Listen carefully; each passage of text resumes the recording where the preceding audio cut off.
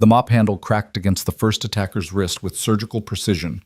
In the gleaming marble lobby of Aurora Tower, 4 armed men had surrounded CEO Victoria Lane, but they hadn't counted on the janitor. In 47 seconds, Ethan Cole would take them all down with nothing but cleaning supplies and a secret that would destroy everything Victoria thought she knew. Tonight, the invisible man in blue coveralls would reveal why sometimes the most dangerous person in the room is the one nobody bothers to see. If you're watching from New York, London, or anywhere around the world, drop your city in the comments. Let me know how far this story has traveled. Now, let me tell you about the night a single father with a mop changed everything. The September rain hammered against the 40-foot glass windows of Aurora Tower, turning the Chicago skyline into a watercolor painting of blurred lights and shadows. Inside the building's opulent lobby, crystal chandeliers cast golden pools across Italian marble floors that had been polished to a mirror finish. It was the kind of place where every surface whispered money, where every detail had been designed to intimidate and impress. The kind of place where people in $1,000 shoes never looked down, which meant they never saw the man pushing the mop. Ethan Cole had been invisible for 6 weeks now. It was a practiced invisibility perfected through years of training and refined through necessity. At 38, he had the kind of forgettable face that served him well, brown hair that was neither too long nor too short, eyes that shifted between green and gray depending on the light, and a build that was strong but not imposing. The blue maintenance coveralls he wore might as well have been an invisibility cloak. In a building full of people who measured worth by job titles and stock options, a janitor was less than furniture. Furniture at least had value. He guided his industrial mop across the lobby floor in smooth, practiced arcs, the rhythm as automatic as breathing. The yellow wet floor sign stood sentinel beside him, a beacon of caution that everyone ignored. They stepped around it over it sometimes through the very puddles he was cleaning their expensive shoes, leaving prints he would have to clean again. Not one of them looked at him. Not one of them saw him watching. And Ethan saw everything. He saw the way Victoria Lane's assistant Marcus always checked his phone exactly 3 times before the CEO arrived each morning, nervous tics betraying his constant anxiety. He saw how the security guards had grown lazy, their patrol patterns as predictable as clockwork, their attention more focused on their phones than their surroundings. He saw the blind spots where the cameras didn't reach the emergency exits that hadn't been tested in months, the places where shadows gathered like old secrets. But most importantly, he saw the 4 men who didn't belong. They had appeared 3 weeks ago, always in pairs, never together as a group. They wore different disguises, vendor badges, maintenance uniforms, delivery company logos, but their eyes gave them away. Those were hunters' eyes, constantly scanning, evaluating, measuring distances and obstacles. They moved with the kind of coordinated precision that came from years of training their casual movements, hiding a coiled readiness that Ethan recognized all too well. He dipped his mop into the bucket, wringing it out with deliberate slowness as he watched one of them, the tall one with the scar across his left eyebrow, pause near the executive elevator bank. The man's fingers traced along the wall, marking something invisible to anyone who wasn't looking for it. A blind spot, an approach vector, a killing ground. Ethan's hand unconsciously moved to his left wrist, fingers, finding the braided blue bracelet hidden beneath his coverall sleeve. His daughter Emma had made it for him 2 months ago, her 7-year-old fingers carefully weaving the threads together while her tongue poked out in concentration. "For protection, Daddy," she had said, her green eyes so like her mother's, serious and bright. "So you always come home?" The bracelet was the only thing about his appearance that wasn't carefully calculated for invisibility. Everything else was designed to blend in, to be forgotten the moment someone's eyes moved past him. But the bracelet stayed. It was his anchor, his reminder of why he did this, why he had taken this assignment, even though it meant long nights away from Emma, meant pretending to be something less than he was. The elevator chimed, and Victoria Lane emerged. Even at 8 in the evening, she looked like she had stepped out of a boardroom photo shoot. Her white designer dress was pristine, despite the 14-hour day she had already put in. Her dark hair, pulled back in a style that managed to be both professional and elegant. Her heels clicked against the marble with metronomic precision as she moved through the lobby, her phone pressed to her ear, her free hand gesturing as she spoke. "No, Charles, that's unacceptable," she said, her voice carrying the kind of authority that came from years of being obeyed without question. The launch event is in 3 hours. I don't care if the caterers have to drive through a hurricane, they signed a contract. She walked past Ethan without a glance, her heel catching the edge of his wet floor, leaving a scuff mark he would have to clean. Again. He had tried to speak to her once 3 weeks ago when he first noticed the surveillance patterns. He had approached her in the parking garage trying to explain what he had seen, the danger he suspected. She had looked through him like he was made of glass. Security concerns should be directed to the appropriate department, she had said, not even slowing her stride. I'm sure they'll give your observations all the attention they deserve. The dismissal in her voice had been clear. What could a janitor possibly know about security threats? What could someone who pushed a mop for a living understand about the complex dangers facing a Fortune 500 CEO? Ethan had filed his report with building security anyway. It had been rejected within an hour. Unnecessary expense, the email had said. No credible threat identified. Now, 3 weeks later, the 4 men were moving into position. The scarred one was by the elevator. Another shorter, built like a boxer with hands that had seen violence, stood near the main entrance, ostensibly checking his phone, but really watching the security desk. The third man, thin and nervous-looking, with wire-rimmed glasses that did nothing to hide his calculating eyes, had positioned himself near the emergency exit. And the fourth? Ethan's mop stopped moving. The fourth man was walking directly toward Victoria. This one was different from the others. Older, maybe 50, with silver streaking through his dark hair and a suit that actually fit properly. He moved with easy confidence, like someone who belonged here, his smile practiced and warm. He was the type who could talk his way past security, who could stand next to his target for 20 minutes without raising an alarm. He was the killer. Ethan had seen his type before in places where the sand never stopped blowing and the heat made everything shimmer like a mirage. The ones who got close, who smiled right until the moment they struck. The ones who made death personal. Miss Lane. The man's voice was cultured, carrying just a hint of an accent that Ethan couldn't quite place. European, maybe. Or someone who had worked very hard to sound like they were from everywhere and nowhere at once. I'm David Ashford from the Weinstein Group. I believe we have a mutual interest in the Arcadia acquisition. Victoria paused, her phone still pressed to her ear. She held up one finger weight and continued her conversation. Charles, I have to go. Handle it. She ended the call and turned to face the man, her expression professionally neutral. Mr. Ashford, I don't recall having a meeting scheduled. My apologies for the ambush, Ashford said, his smile widening just enough to show perfect white teeth. I'm only in town for the evening, and when I heard about your launch event, I thought I might catch you before the chaos begins. 5 minutes of your time, I think you'll find what I have to say very interesting. Ethan moved closer, his mop leaving wet trails across the marble. The other 3 men had shifted positions, creating a loose box around Victoria and Ashford. It was subtle, professional. Anyone watching would see only random people going about their business. But Ethan saw the trap closing.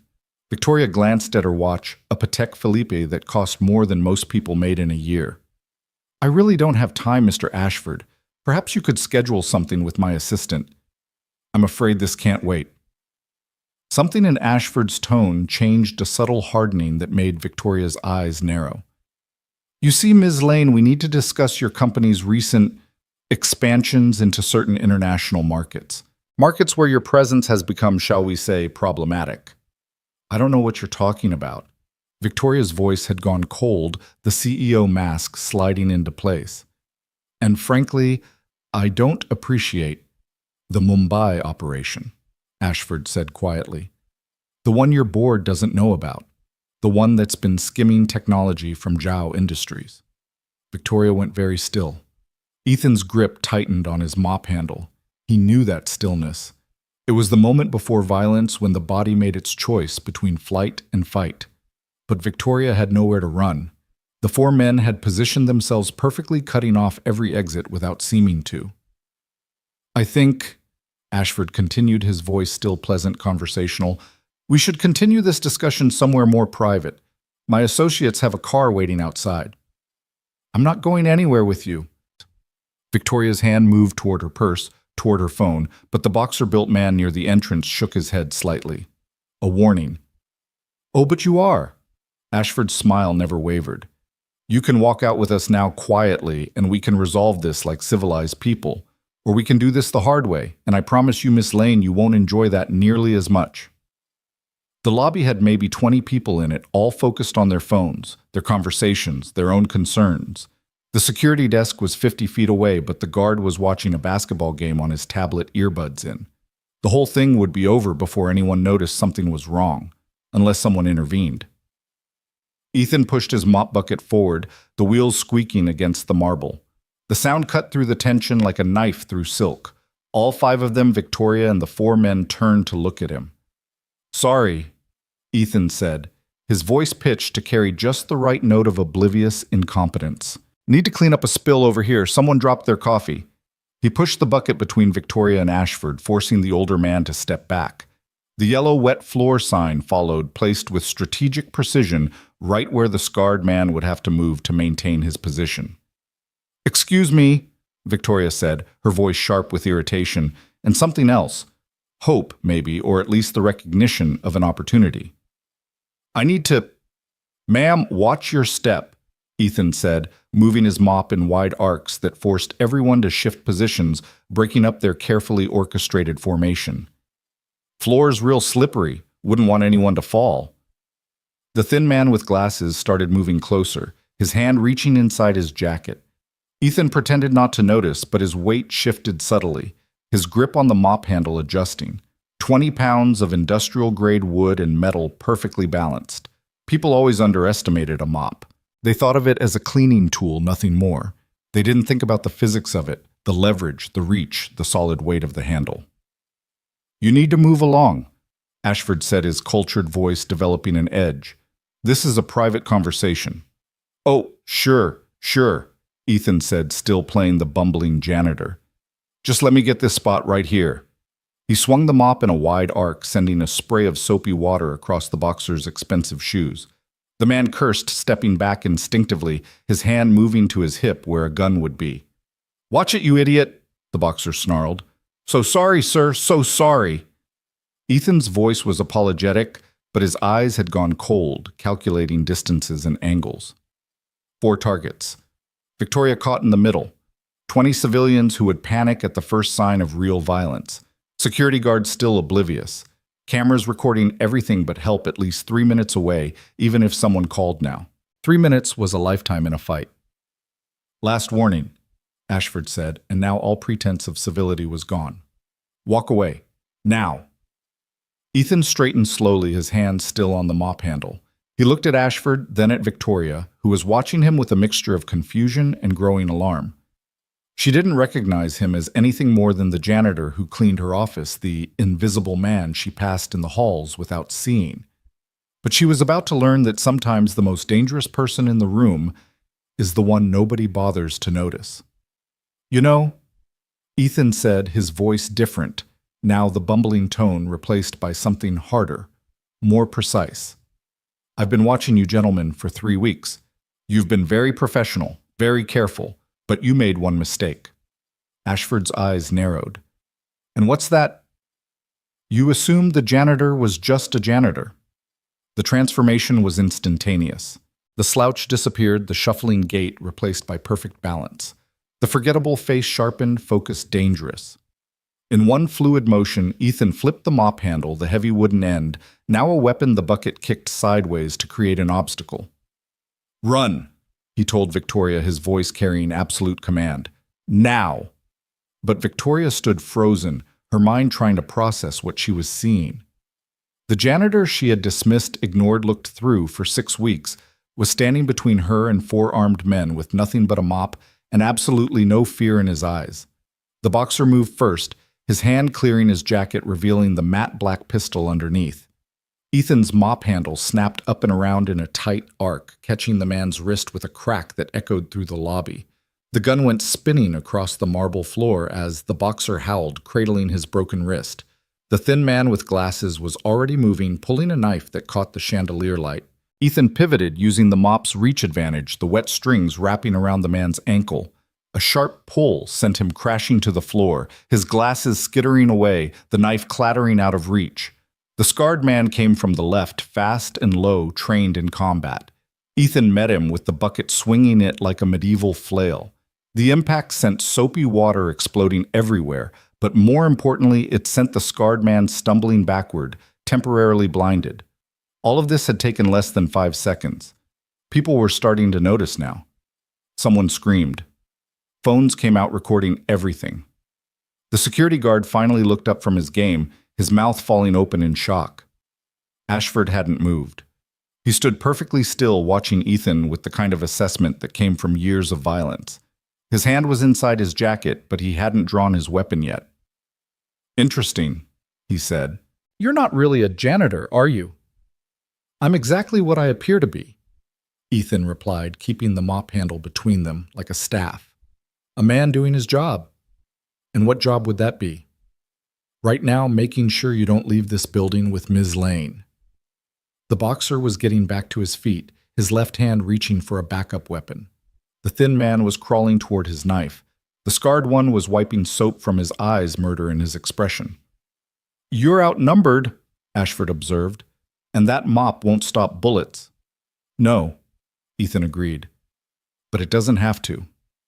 He smiled, then the kind of smile that had made hardened soldiers step back in places where the rules were written in blood.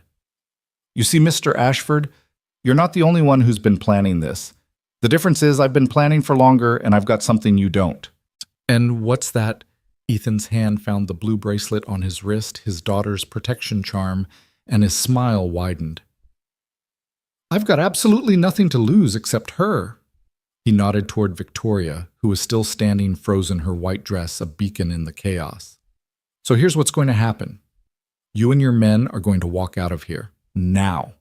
Or I'm going to show everyone in this lobby and everyone watching on their phones exactly what a man with a mop can do when he stops pretending to be invisible." The lobby had gone silent except for the whisper of phones, recording the distant sound of sirens that someone had finally called and the drip of soapy water on marble. Ashford studied him for a long moment. Then he laughed low and appreciative. "You know what, I almost believe you could do it. Take down 4 armed men with nothing but cleaning supplies. It would be something to see. Try me." The tension stretched between them like a wire about to snap. The boxer's hand was on his backup gun. The thin man had his fingers on the knife. The scarred one had cleared his eyes and was reaching for something in his ankle holster. And Ethan stood in the middle of them all, a janitor with a mop protecting a CEO who didn't even know his name. 60 seconds, Ashford said suddenly. "That's how long before the police arrive. 60 seconds to finish this and disappear. We could do it. Kill you, take her, be gone before anyone processes what happened. You could try. Or," Ashford continued, "we could walk away. Postpone this conversation for another time, another place, when you're not around to interfere. I'll always be around. Will you?" Ashford's smile was cold. "Do you think she'll keep you close after this? Do you think Victoria Lane will want a janitor as her bodyguard? You'll go back to being invisible and we'll wait. We're very patient men." Ethan said nothing, but his grip on the mop handle tightened. "Tell me something," Ashford said. "What makes her worth it? What makes Victoria Lane worth risking your life when she doesn't even see you?" It was a good question. One Ethan had asked himself every day for 6 weeks, every time she walked past without acknowledgement, every time she dismissed his concerns, every time she treated him like he was part of the building itself, no more worthy of notice than a light fixture or a doorknob. "It's not about her," Ethan said finally. "It's about doing the job." "Just the job?" Ashford seemed genuinely curious. "Nothing more." Ethan thought about Emma asleep at home with the babysitter, trusting that Daddy would come home safe. He thought about the promise he had made to his wife before she died, to always protect those who couldn't protect themselves. He thought about all the invisible people in the building, the other janitors, the security guards, the maintenance workers who would be caught in the crossfire if violence erupted here. "Someone has to stand between the wolves and the sheep," he said. "Might as well be the janitor." The sirens were getting closer. 30 seconds, maybe less. Ashford made his decision. He raised his hand, a clear signal to his men. The boxer reluctantly released his weapon. The thin man left his knife on the floor. The scarred one stood down, though his eyes promised this wasn't over. "Another time, then," Ashford said. He looked at Victoria, who had finally found her voice. "Who are you people?" she demanded. "What do you want?" "Ask your janitor," Ashford replied. "He seems to know more than you think." They walked out in perfect formation, professional to the end. They didn't run, didn't panic. They simply melted into the Chicago night as the first police cruiser screeched to a halt outside. Ethan lowered the mop handle, his body suddenly feeling the weight of the confrontation. His hands were steady. They always were in moments like this. But inside, the adrenaline was crashing through him like a tide.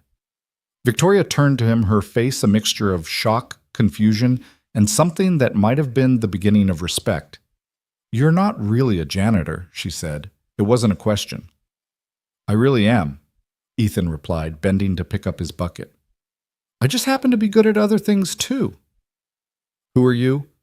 He looked at her, this woman who had ignored him for 6 weeks, who had dismissed his warnings, who had nearly paid the ultimate price for her arrogance. He could tell her the truth now. Show her the badge in his pocket, explain the investigation, reveal why he was really here. But the police were flooding in shouts and questions filling the air. Witnesses were pointing, explaining their versions of events already diverging from reality.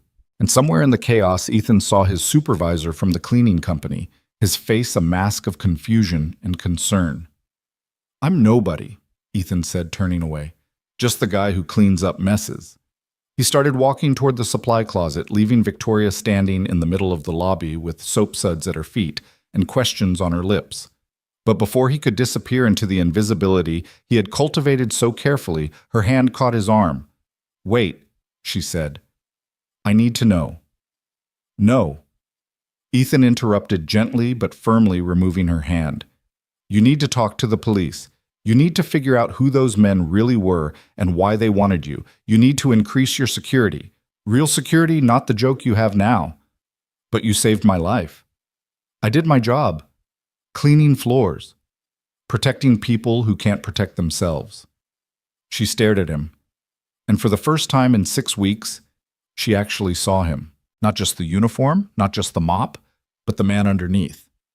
The intelligence in his eyes, the trained readiness in his stance, the careful way he positioned himself to watch every entrance, even now. "What's your name?" she asked. "Ethan," he said after a pause. "Ethan Cole." "Thank you, Ethan Cole." He nodded, then looked past her to where the police were setting up a perimeter, taking statements, trying to make sense of what had happened. His handler would want a report. The investigation was blown. There was no way he could maintain his cover after this. 6 weeks of careful work destroyed in 47 seconds of necessary violence. But Victoria Lane was alive, and 4 dangerous men had been exposed. Sometimes that had to be enough. "Ms. Lane," a police detective was calling, "we need to speak with you." She looked back at Ethan, but he was already moving away, slipping back into the role of the invisible janitor.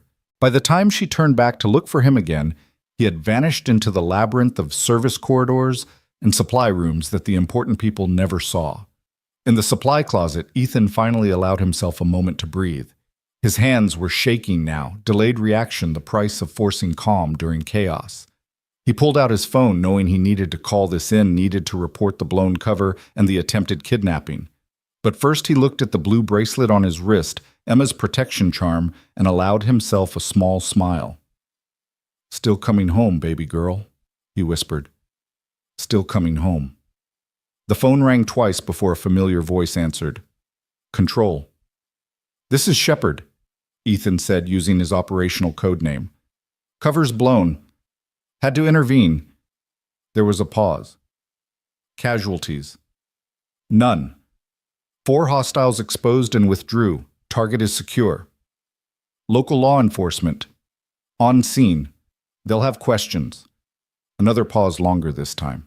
"You were supposed to observe and document Shepard, not engage. They were going to take her. That wasn't your call to make." Ethan's jaw tightened. "With respect, sir, it was exactly my call to make. That's why you put me here." A sigh crackled through the phone. "We'll send extraction in 6 hours. Maintain cover until then if possible." "Understood." "And Shepard, good work." The line went dead. Ethan tucked the phone away and looked at himself in the cracked mirror above the utility sink. 6 weeks of being invisible, of documenting every security breach, every suspicious activity, every sign of internal corruption at Aurora Corporation.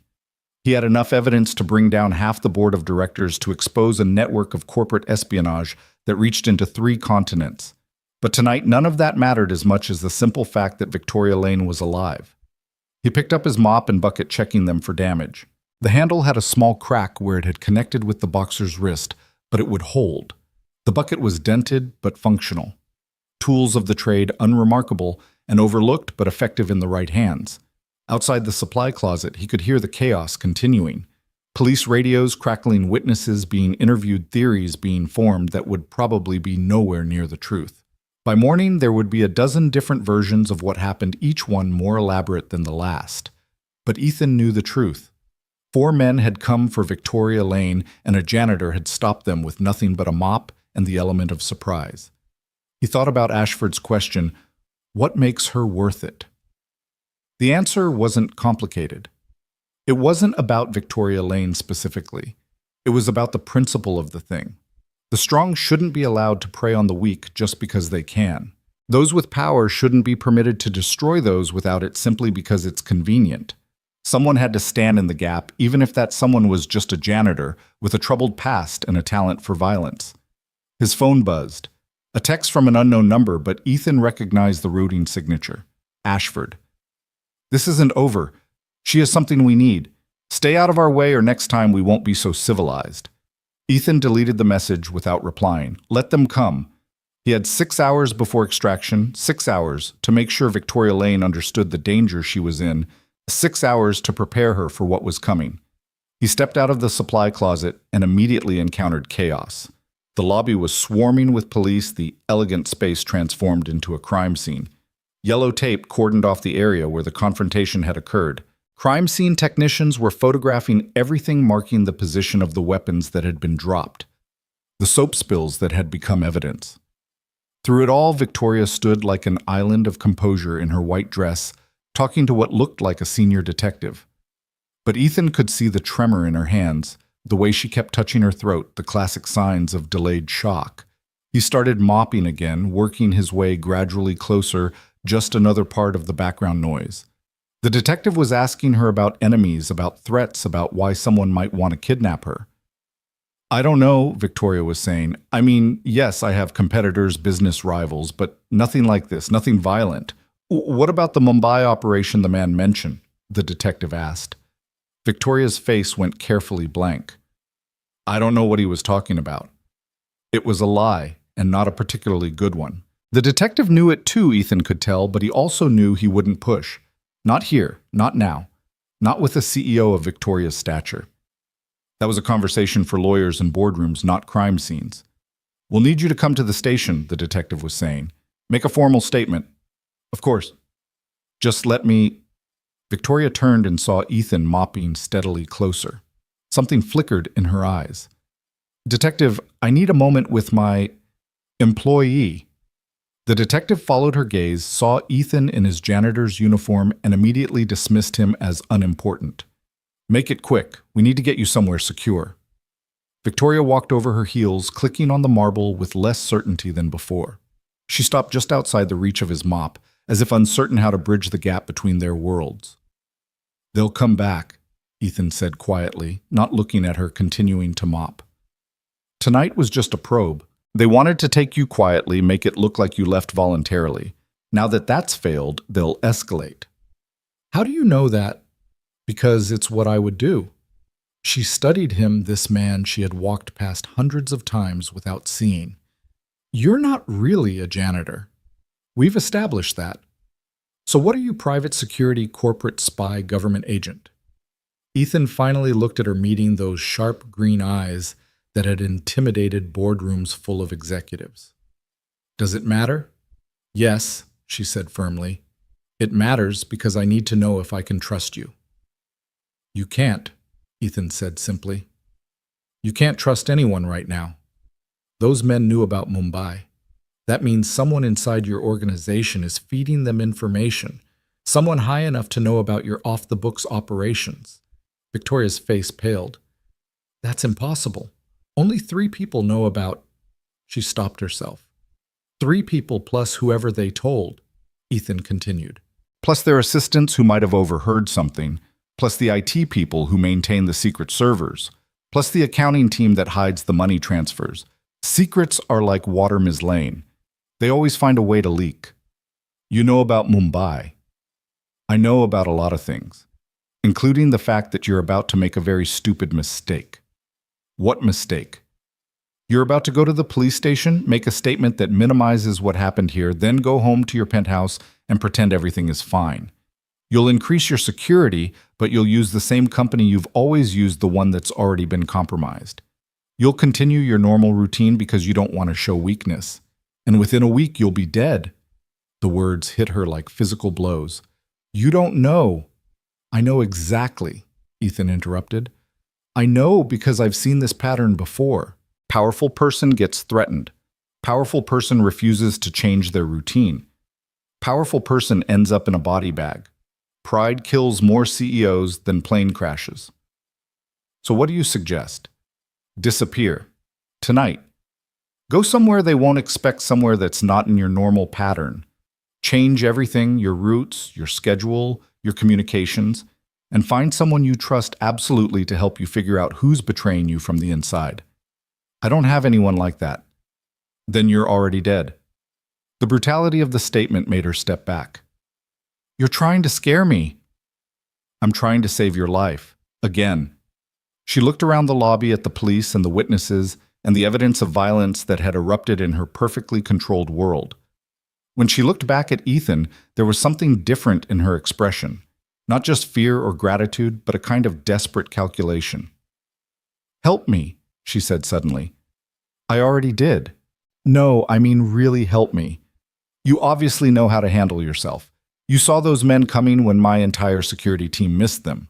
You know about Mumbai, which means you've been investigating me, which means you probably know more about my company's vulnerabilities than I do. Ethan kept mopping the rhythmic motion, helping him think. This wasn't part of the plan. He was supposed to extract in 6 hours, file his report, and move on to the next assignment. Getting personally involved with a target was against every protocol, every rule that had kept him alive through 15 years of intelligence work. But he thought about Emma, about the promise to always come home, and realized that sometimes staying alive wasn't the same as doing the right thing. I can't be your bodyguard, he said finally. That's not who I am. Then be my janitor, Victoria said, and there was something almost like humor in her voice. Be the invisible man who sees everything. Help me figure out who's trying to kill me and why. And in return, I don't ask questions about who you really are or why you've been spying on my company.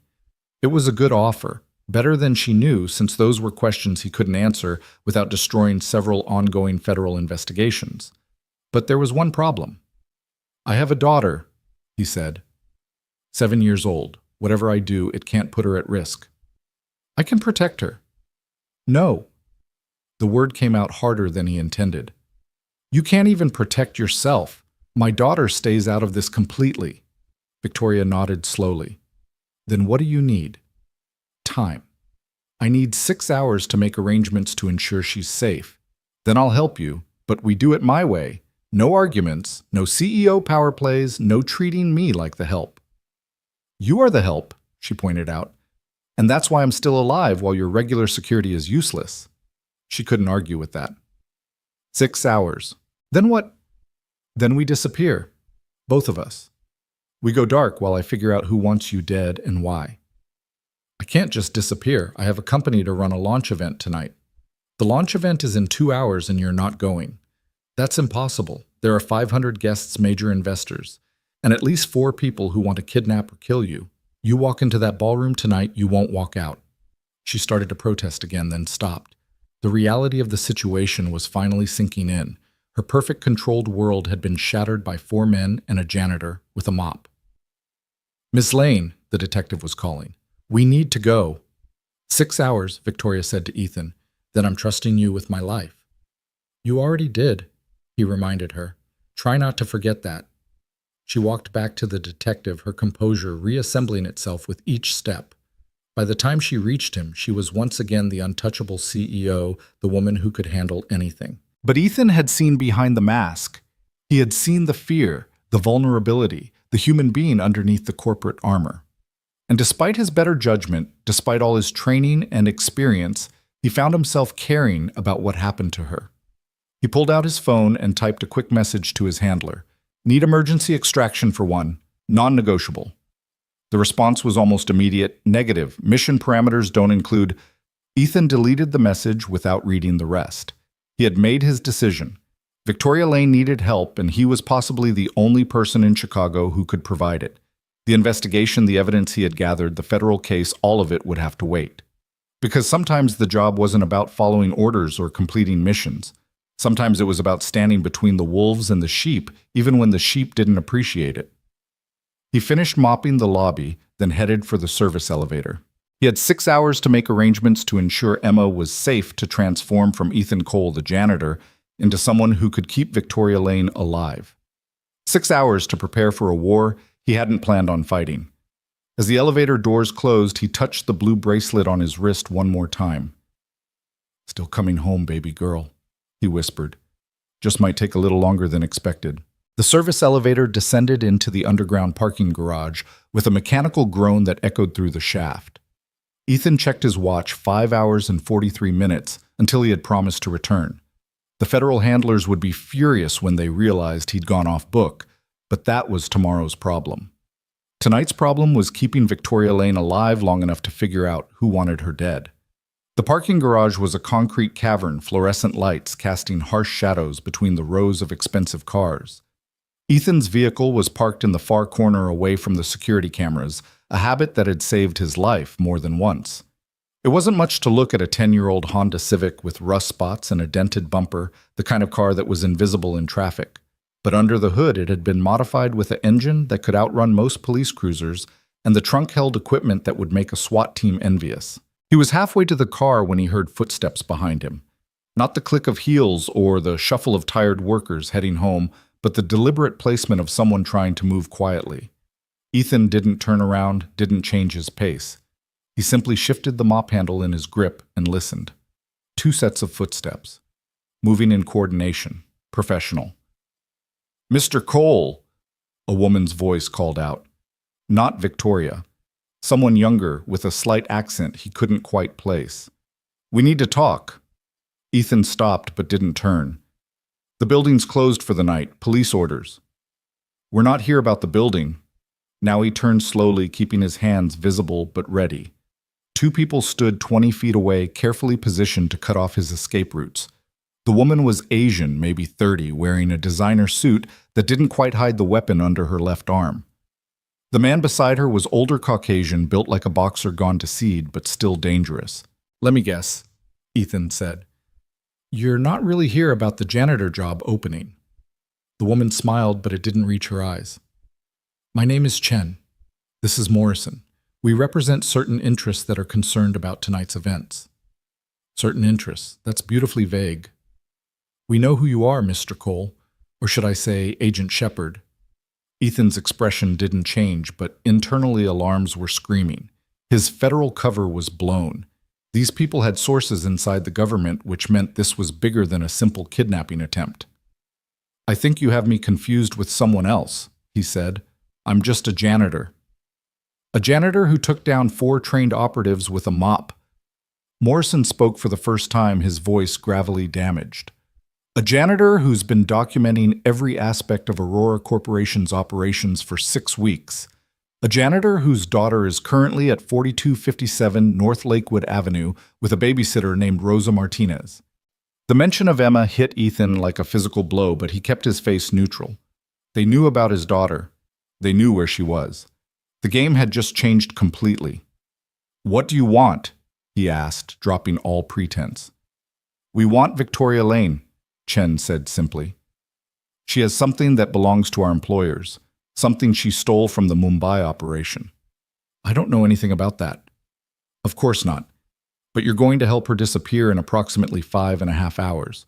When you do, you're going to bring her to us instead." "And if I refuse?" Morrison pulled out his phone, showed Ethan a live video feed. Emma was in her bedroom reading a book, completely unaware of the camera watching her. Rosa was in the kitchen making what looked like hot chocolate. "Cute kid," Morrison said. "Be a shame if something happened to her."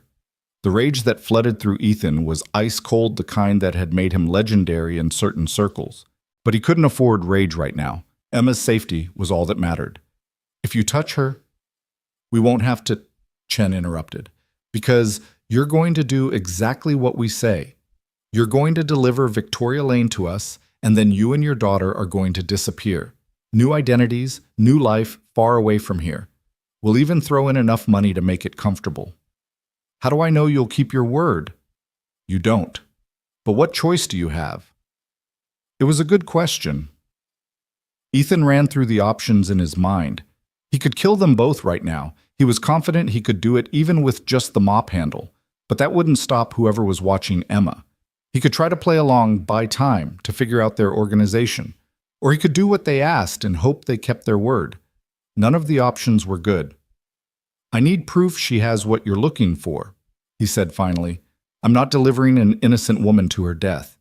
"She's hardly innocent," Chen said. "The technology she stole from Mumbai has resulted in 12 deaths so far. Industrial accidents, they called them. But we know better." "What technology?" "That's not your concern. Your concern is your daughter." Ethan's phone buzzed. A text from Rosa.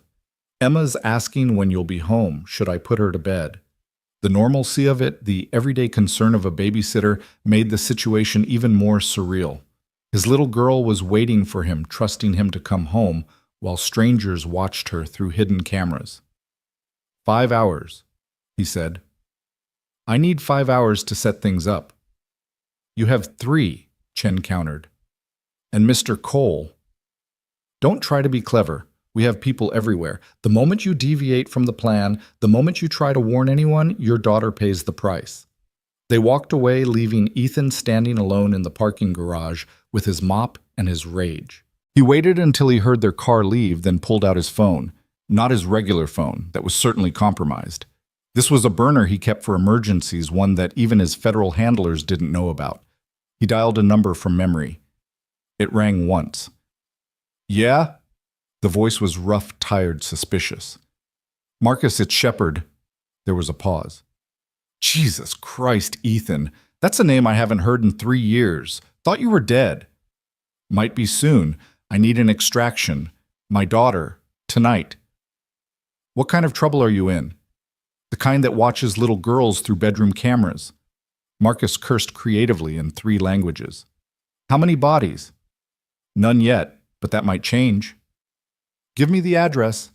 Ethan rattled off his home address, then added, "There's a babysitter, Rosa Martinez. She's innocent, but they might have leverage on her too." "I'll handle it. Where do you want the package delivered?" "Safe House 7. You remember it? That shithole in Wisconsin?" "Yeah, I remember. You sure it's still secure?"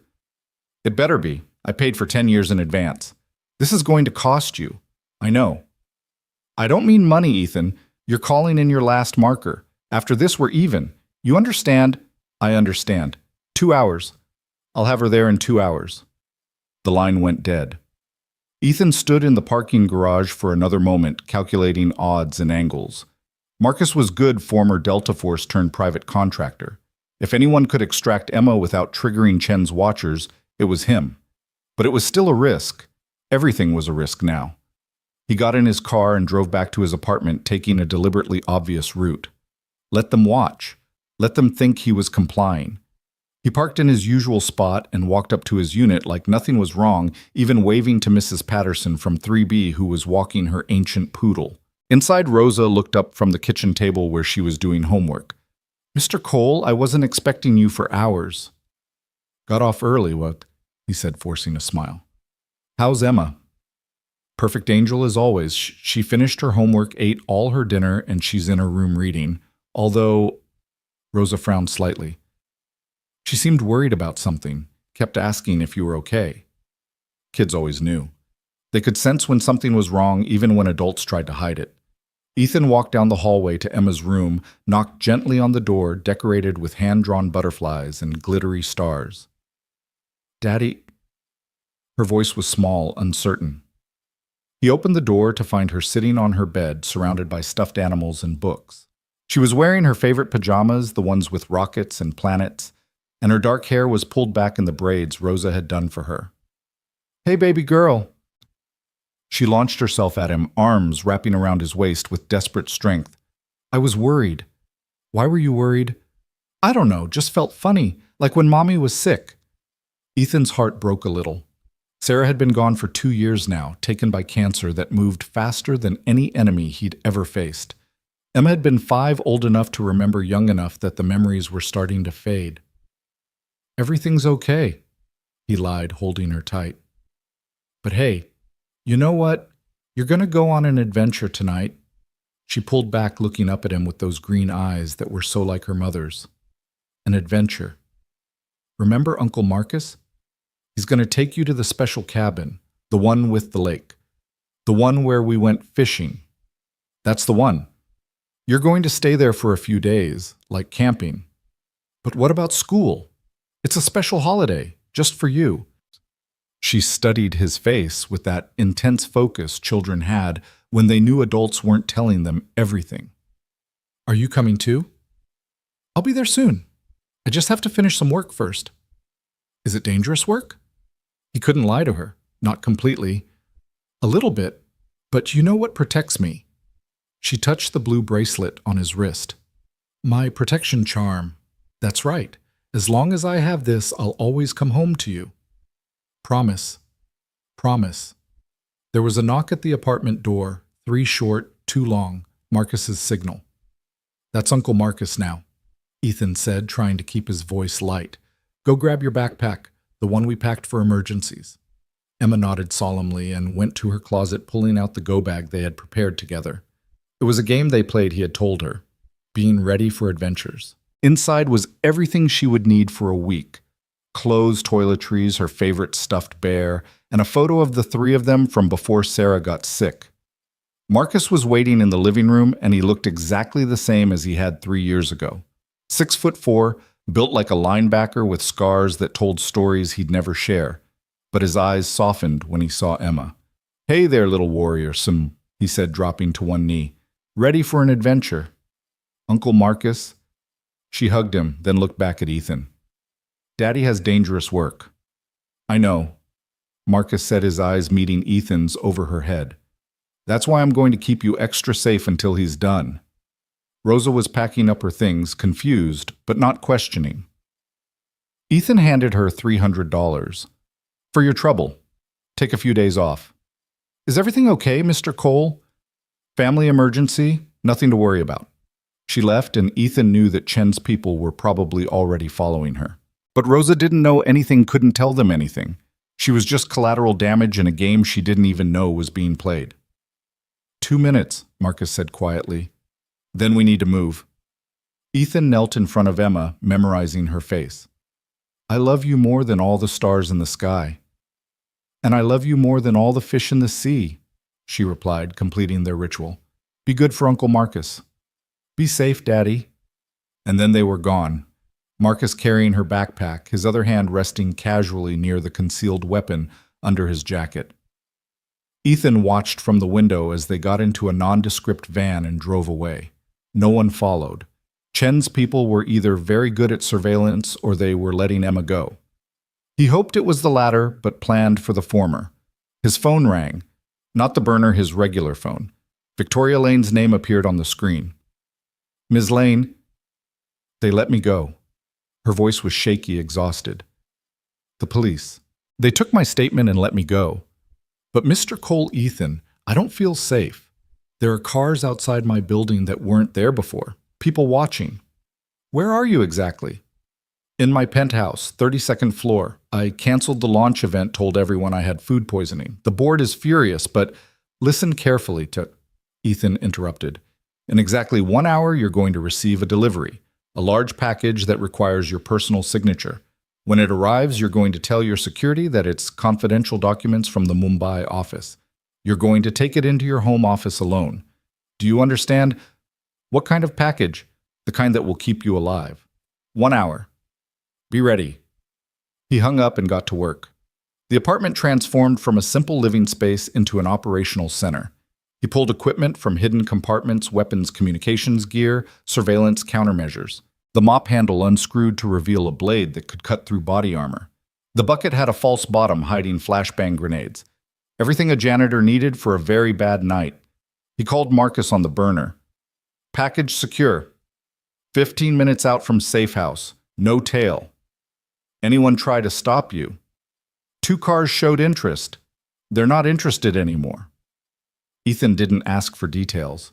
Marcus had his ways, and they usually involved other cars ending up in ditches. Chen and Morrison, you know them? Chen's Chinese intelligence, probably MSS. Freelances on the side. Morrison's former CIA went private 5 years ago after that thing in Syria. If they're working together, someone's paying serious money. Any idea who?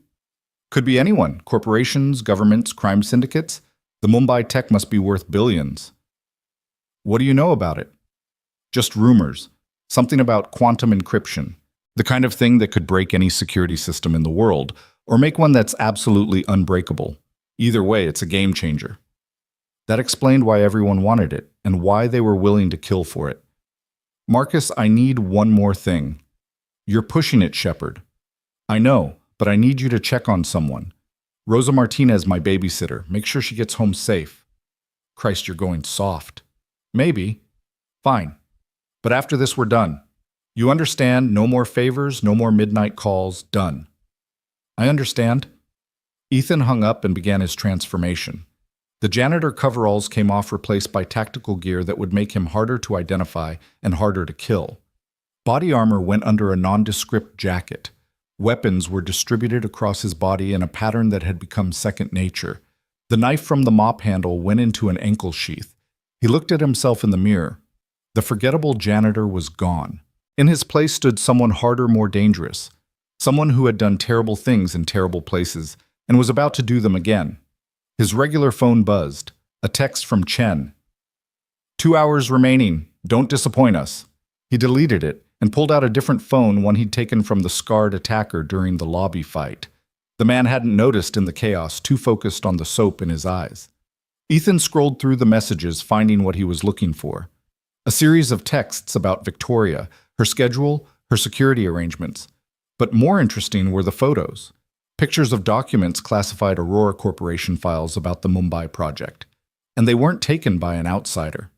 The angle, the lighting, the access, these were taken by someone inside Victoria's inner circle. One photo showed a reflection in a computer screen. It was blurry, but Ethan could make out enough. A face he recognized. Someone Victoria trusted completely. Son of a bitch, he muttered. The betrayal went deeper than anyone realized, and Victoria was about to walk right into it.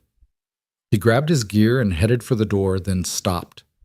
On Emma's art table was her latest drawing, a man in blue holding a mop like a sword, standing in front of a woman in white. She had titled it, My Daddy, the Hero, in her careful 7-year-old handwriting. Ethan folded it carefully and put it in his pocket, a reminder of what he was fighting for.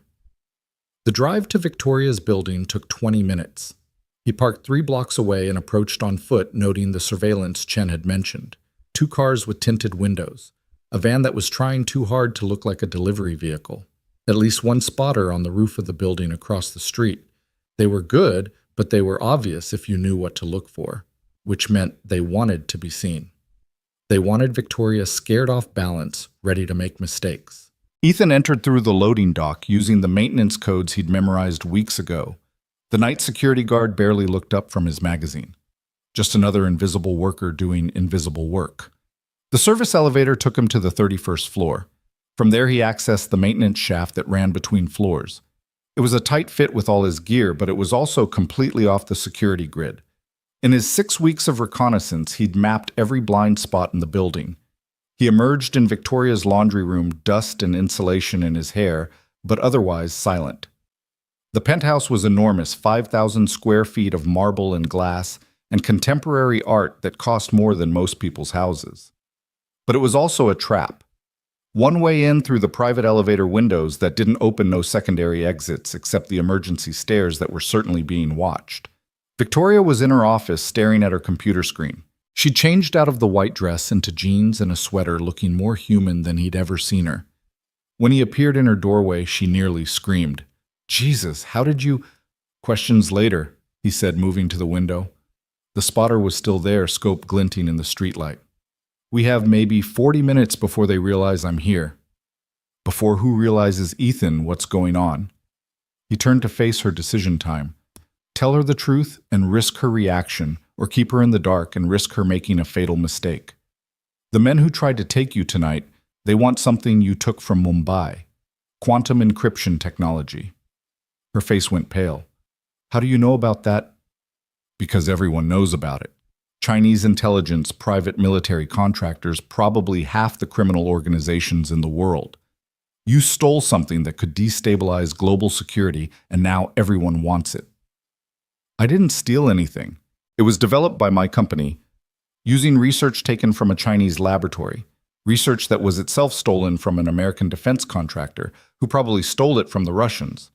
That's how this game works, Ms. Lane. There's no clean ownership, just whoever has it last. She sank into her chair. Mr. Ashford, the man, tonight he said people had died. 12 so far. The Chinese research team, they were eliminated to prevent them from recreating the technology. Oh, God. Where is it? The encryption key or whatever it is? She looked at him sharply. Why? So you can take it. So I can keep you alive. They think you have it as long as they believe that you're valuable.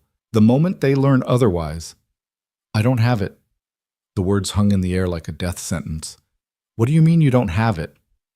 I mean, it's not here. It's not in some vault or safety deposit box. The technology, it's not a device or a program. It's an algorithm, a mathematical proof that only exists in one place. Where, she tapped her temple. Here, in the head of the person who actually created it. Who? Dr. James Park, my chief technology officer. He memorized the entire algorithm, then destroyed all records of it. He said it was too dangerous to exist in any form that could be stolen. Ethan processed this information, puzzle pieces clicking into place. Park's the one who betrayed you. That's impossible. James has been with me for 10 years. He's like family. He's the one who told them about Mumbai. He's been feeding them information, probably promised them the algorithm in exchange for something. But then he realized he could get more by playing all sides. You're wrong. Ethan pulled out the phone he'd taken, showed her the photos. Look at the reflection in this one. She stared at the blurry image, and he saw the moment she recognized it, the moment her world shifted again. James, she whispered, he set you up, made you the target so he could disappear with the technology. Everyone's hunting you while he gets away clean. But he was at the launch event tonight. He called to check on me after... She stopped, understanding dawning. He wanted to make sure I was still alive, still drawing attention. Where is he now? I don't know. He said he was going home, but... Ethan was already moving, checking his equipment, formulating a plan. We need to find him before Chen does. Chen? Chinese intelligence. She gave me 3 hours to deliver you to her. That was 90 minutes ago. You were going to hand me over. They have leverage. Had leverage. It's been neutralized. Victoria stood up, anger flashing in her eyes. You were going to trade me? I was going to protect my daughter, Ethan said flatly. That's my first priority, always. But she's safe now, which means I can focus on keeping you alive. Why do you care what happens to me? It was the same question Ashford had asked, the same question he'd been asking himself. Because someone has to, he said finally. Because you're in over your head and you don't even know how deep the water is. Because despite being an arrogant, dismissive executive who treats people like furniture, you don't deserve to die for Park's greed. She flinched at the description but didn't argue. So what do? We find Park before anyone else does, and we make him give up the algorithm. He won't. He'd die first. He believes it's his life's work, his legacy. Then he'll die. But first he'll talk. The coldness in Ethan's voice made her step back. You're not really federal agent, are you? I am, just not the kind you're thinking of. What kind? The kind they send when diplomacy fails and war isn't an option. The kind that doesn't officially exist. His phone buzzed. Marcus, package delivered. Secondary package also secure. Rosa was safe. Emma was safe. Now he could focus. Get dressed, he told Victoria. Dark clothes, comfortable shoes, nothing that makes noise when you move. Where are we going? To find your friend James before he gets you killed. She started to move toward her bedroom, then stopped. Ethan, thank you for saving my life. Twice now. Don't thank me yet. The night's not over. As she left to change, Ethan stared out at the city lights, at the watchers in their cars, at the trap that was closing around them. Chen would realize soon that he'd gone off script. Ashford's team was still out there, probably regrouping, and Park was somewhere in the city with information that could shift the balance of global power. He touched Emma's drawing in his pocket, feeling the carefully folded paper. Then he pulled out his phone and typed a message to Chen. Change of plans. If you want the technology, meet me at the Millennium Park Pavilion in 1 hour. Come alone. The response was immediate. If this is a trick, your daughter dies. My daughter's beyond your reach, but Park isn't. 1 hour, or I give him to Ashford. He didn't wait for a response. The game had changed. He wasn't playing defense anymore. Victoria returned wearing black jeans and a dark jacket, her hair pulled back, looking nothing like the CEO who commanded boardrooms. She looked younger, vulnerable, human. How do we get out? She asked. They're watching all the exits. Ethan smiled the kind of smile that would have worried anyone who knew his history. We don't go out. We go up. Up? You have a helicopter pad on your roof. I don't have a helicopter. No, but your neighbor does. Mr. Yamamoto, the Japanese consul. He keeps a Bell 407 up there for emergencies. That's theft. That's survival. Can you fly it? What? No, of course not. Then it's a good thing I can. She stared at him. How many things are you good at exactly? You don't want to know. He led her to the stairs, bypassing the elevator that would announce their movement. They climbed in silence, Ethan listening for any sound of pursuit. The building was quiet. Most of the ultra-wealthy residents gone for the evening or traveling. The door to the roof was supposed to be locked, but Ethan had taken care of that weeks ago, filing down the mechanism so it would look secure but open with the right pressure. They emerged into the Chicago night wind, whipping across the rooftop, the city spread out below them like a circuit board. The helicopter sat on the pad, sleek, and white diplomatic flags on the tail. This is insane, Victoria said. This is Tuesday, Ethan replied, already moving toward the aircraft. That's when the first shot rang out. The bullet sparked off the concrete 2 feet from Victoria's head, sending chips flying into the night air. Ethan grabbed her, pulling her behind the helicopter's landing gear as 2 more shots followed the suppressed rounds, making soft thuds as they hit the aircraft's fuselage. Stay down, he hissed, scanning the surrounding rooftops. The shooter was on the building to the north, probably the same spotter he'd seen earlier. Professional placement, good angle, but the wind at this height was playing havoc with accuracy. They're shooting at us, Victoria said, her voice surprisingly steady despite the circumstances. They're shooting at you, Ethan corrected. I'm just in the way. He pulled out his phone, did a quick calculation of angles and distances. The shooter had them pinned, but only as long as they stayed near the helicopter. The moment they tried to reach the access door, they'd be exposed. Unless... Can you get to the pilot's seat? He asked Victoria, while someone's shooting at us. The angle's wrong. He can't hit you if you stay low and go around the other side. I need you to start the pre-flight sequence. I told you I can't fly. You don't need to fly it. Just start it. Big red button on the console, then flip every switch that's lit up. Can you do that? She nodded, fear and determination warring in her eyes. What are you going to do? What I'm good at! He gave her a push, and she scrambled around the helicopter's nose, using the aircraft as cover. The shooter fired twice more, trying to track her movement, but the rounds went wide. Ethan counted the seconds, measuring the shooter's rhythm. Most snipers followed patterns, especially under pressure. This one was firing every 3 to 4 seconds, taking time to readjust for wind. The helicopter's engine began to whine rotors, starting their slow initial rotation. The noise would draw attention, but it would also mask other sounds, like the sound of Ethan sprinting across the rooftop. He broke from cover between shots, running low and fast toward the maintenance shed on the far side of the roof. The shooter tried to track him, but Ethan had timed it perfectly. By the time the next round came, he was already behind the shed, breathing hard but intact. From his new position, he could see the muzzle flash on the opposite building. 6th-floor corner apartment. The shooter was using a bathroom window, probably thinking the small opening would provide better cover. It was a rookie mistake. Small openings limited escape routes. Ethan pulled out the phone he'd taken from the scarred attacker and scrolled through the contacts. There it was, Overwatch. He hit dial. "Position compromised," he said in Russian-accented English, pitching his voice differently. "Targets escaping via helicopter. Need immediate backup." "Who is this? Where's Dmitri?" "Dmitri's down. The janitor got him. Just get here." He hung up before they could ask more questions. The confusion wouldn't last long, but it might be enough. Already he could hear sirens in the distance. Someone had reported the gunfire. The helicopter's rotors were picking up speed, the downwash starting to affect visibility. Victoria was still in the pilot's seat, and from her frantic movement she was hitting every button she could find. The navigation lights came on then, the searchlight which swept across the rooftop like a prison break scene. Another shot, this one hitting the helicopter's tail section. The shooter was getting desperate, taking riskier shots. That meant he'd been ordered to stop them at all costs. Ethan made his decision. He pulled out the compact Glock he'd taken from his apartment.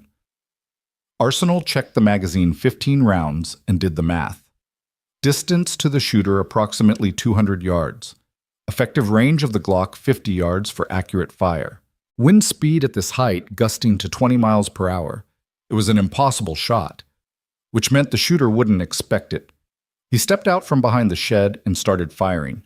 Not at the shooter, that would have been pointless, but at the windows around him. Glass shattered, the sound carrying across the night. The psychological effect was immediate. The sniper pulled back, self-preservation overriding his mission. "Now!" Ethan shouted to Victoria. "Get in the passenger seat!" She scrambled over as he ran for the helicopter, diving through the open door as another shot cracked past. He grabbed the controls muscle memory from 100 missions taking over. The aircraft was already warmed up, Victoria's button pushing having accidentally completed most of the startup sequence. "Buckle up," he said, pulling on the collective. The helicopter lifted off just as the roof access door burst open. 3 men emerged, weapons raised, but it was too late. They were already 20 feet up and climbing the Chicago night spreading out below them. "Oh God, oh God, oh God," Victoria was chanting, gripping her seat with white knuckles. "You're fine," Ethan said, banking hard to the left to avoid any potential rocket-propelled grenades. "Just don't look down." "Where are we going?" "First, we're going to make them think we're heading for the airport, then we're going to disappear." He flew low, threading between buildings, using the urban landscape as cover. The helicopter wasn't made for this kind of flying, but it was responding well enough. Behind them he could see lights, police probably, though Chen's people might have their own aircraft. His phone buzzed. "Chen, very clever, but you just signed your death warrant." He handed the phone to Victoria. "Text her back. Tell her Park's at the Millennium Park Pavilion. Tell her she has 30 minutes before Ashford gets there." "But that's not true." "No, but she doesn't know that. And neither does Ashford, who's certainly monitoring her communications." Victoria typed the message, her fingers shaking slightly. "You're playing them against each other. While we go after the real prize. Park. Park." Ethan banked right, heading toward the lake. Where would he go if he knew everyone was hunting him? Where would he feel safe? Victoria thought about it. His boat! He has a yacht moored at Belmont Harbor, the Quantum Leap. He practically lives on it during the summer. Of course he named it that. Ethan adjusted their heading. How big? 60-footer, full electronic suite, satellite communication, the works. He could run his entire operation from there. And sail to international waters if things got hot. You think he's planning to run? I think he's been planning this for months. The betrayal, the misdirection making you the target.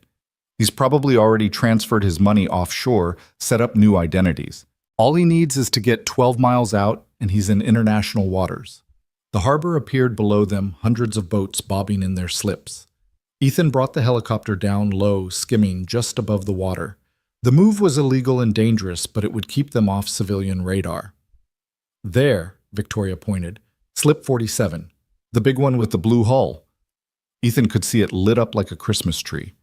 Park was definitely aboard, and from the activity on deck, he was preparing to leave. Two men were working on the mooring lines while Park himself was visible in the wheelhouse. He's got security, Ethan noted. Professional by the look of them. James always traveled with bodyguards, said it was necessary given the sensitive nature of his work. More likely he knew this day would come. Ethan brought the helicopter around looking for a place to land. The harbor parking lot was too exposed, but there was a small park nearby, dark and empty at this hour. He sat down between two rows of trees, the rotors whipping branches into a frenzy. "Stay here," he told Victoria, shutting down the engine. "Like hell, James betrayed me. I'm coming with you." "You're a liability. You have no training. I have something better. I have his trust. Whatever he's become, he still thinks of me as a friend. I can get close. Or he'll shoot you the moment you appear. Then why hasn't he run already? He knows I'm alive, knows I'm a target. If he wanted me dead, he could have arranged it, but he didn't." She had a point. Park's behavior didn't fit someone who wanted Victoria eliminated.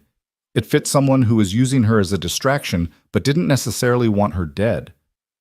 "Fine," Ethan said. "But we do this my way.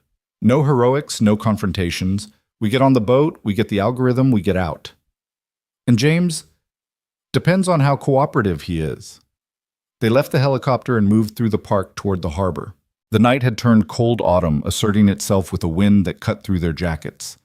The marina was quiet, except for the sound of water lapping against hulls and the occasional clink of rigging against masts. Ethan counted 3 guards visible on Park's yacht, one at the stern, one at the bow, and one moving between them.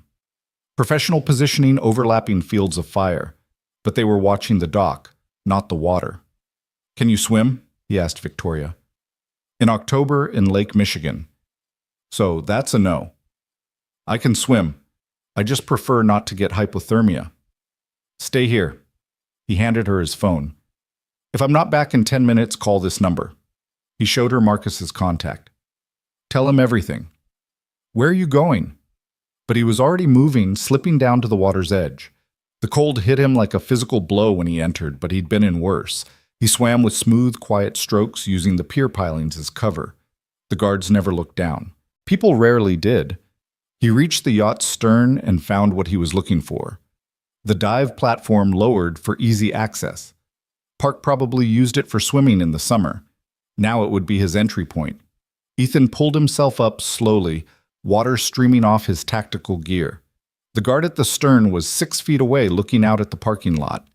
Ethan moved like a shadow, his footsteps silent on the teak deck. The chokehold was quick and efficient, the guard unconscious before he knew what was happening. Ethan zip-tied him and moved forward. The second guard was trickier positioned midship with good sight lines. But the yacht's superstructure created blind spots, and Ethan had been exploiting blind spots his entire career. He waited for the guard to turn, then struck. A knee to the solar plexus, an elbow to the temple, and the man was down. The third guard must have sensed something because he was already turning, hand reaching for his weapon. Ethan threw the knife from his ankle sheath, the blade catching the man in the shoulder. Not fatal, but enough to stop him from raising an alarm. A second later, Ethan was on him, applying a sleeper hold until the man went limp. 3 down, 30 seconds elapsed. He found Park in the main salon, sitting at a mahogany table covered in laptops and documents. The man looked older than his 53 years, gray-haired, disheveled eyes red from lack of sleep. He was typing frantically, probably trying to transfer the last of his assets. "Hello, James," Ethan said. Park spun around, nearly falling off his chair. "Who, you're the janitor? From Aurora." "I'm a lot of things." "Victoria sent you." "Victoria's dead." Ethan lied, watching Park's reaction. The color drained from the man's face. "No, that's not... I made sure she'd be protected. The security, the warnings. You made her a target. Everyone's hunting her while you sail away with your algorithm. It wasn't supposed to happen like this." Park's hands were shaking. "The technology, it's too dangerous. Whoever controls it controls everything banking defense communications. I couldn't let any government have it." "So you decided to auction it to the highest bidder?" "No. I was going to destroy it, all of it. But then they came Chen Ashford, others. They knew what I'd created. They threatened everyone I cared about. So you gave them Victoria instead." "I gave them a distraction." She was supposed to be protected. Her security that you deliberately weakened by recommending budget cuts. Park's guilty expression was all the confirmation Ethan needed. The algorithm, Ethan said. Give it to me and this ends. I can't. It's not written down anywhere. It only exists. In your head, I know, so start talking. It would take hours to explain, the mathematical proofs alone.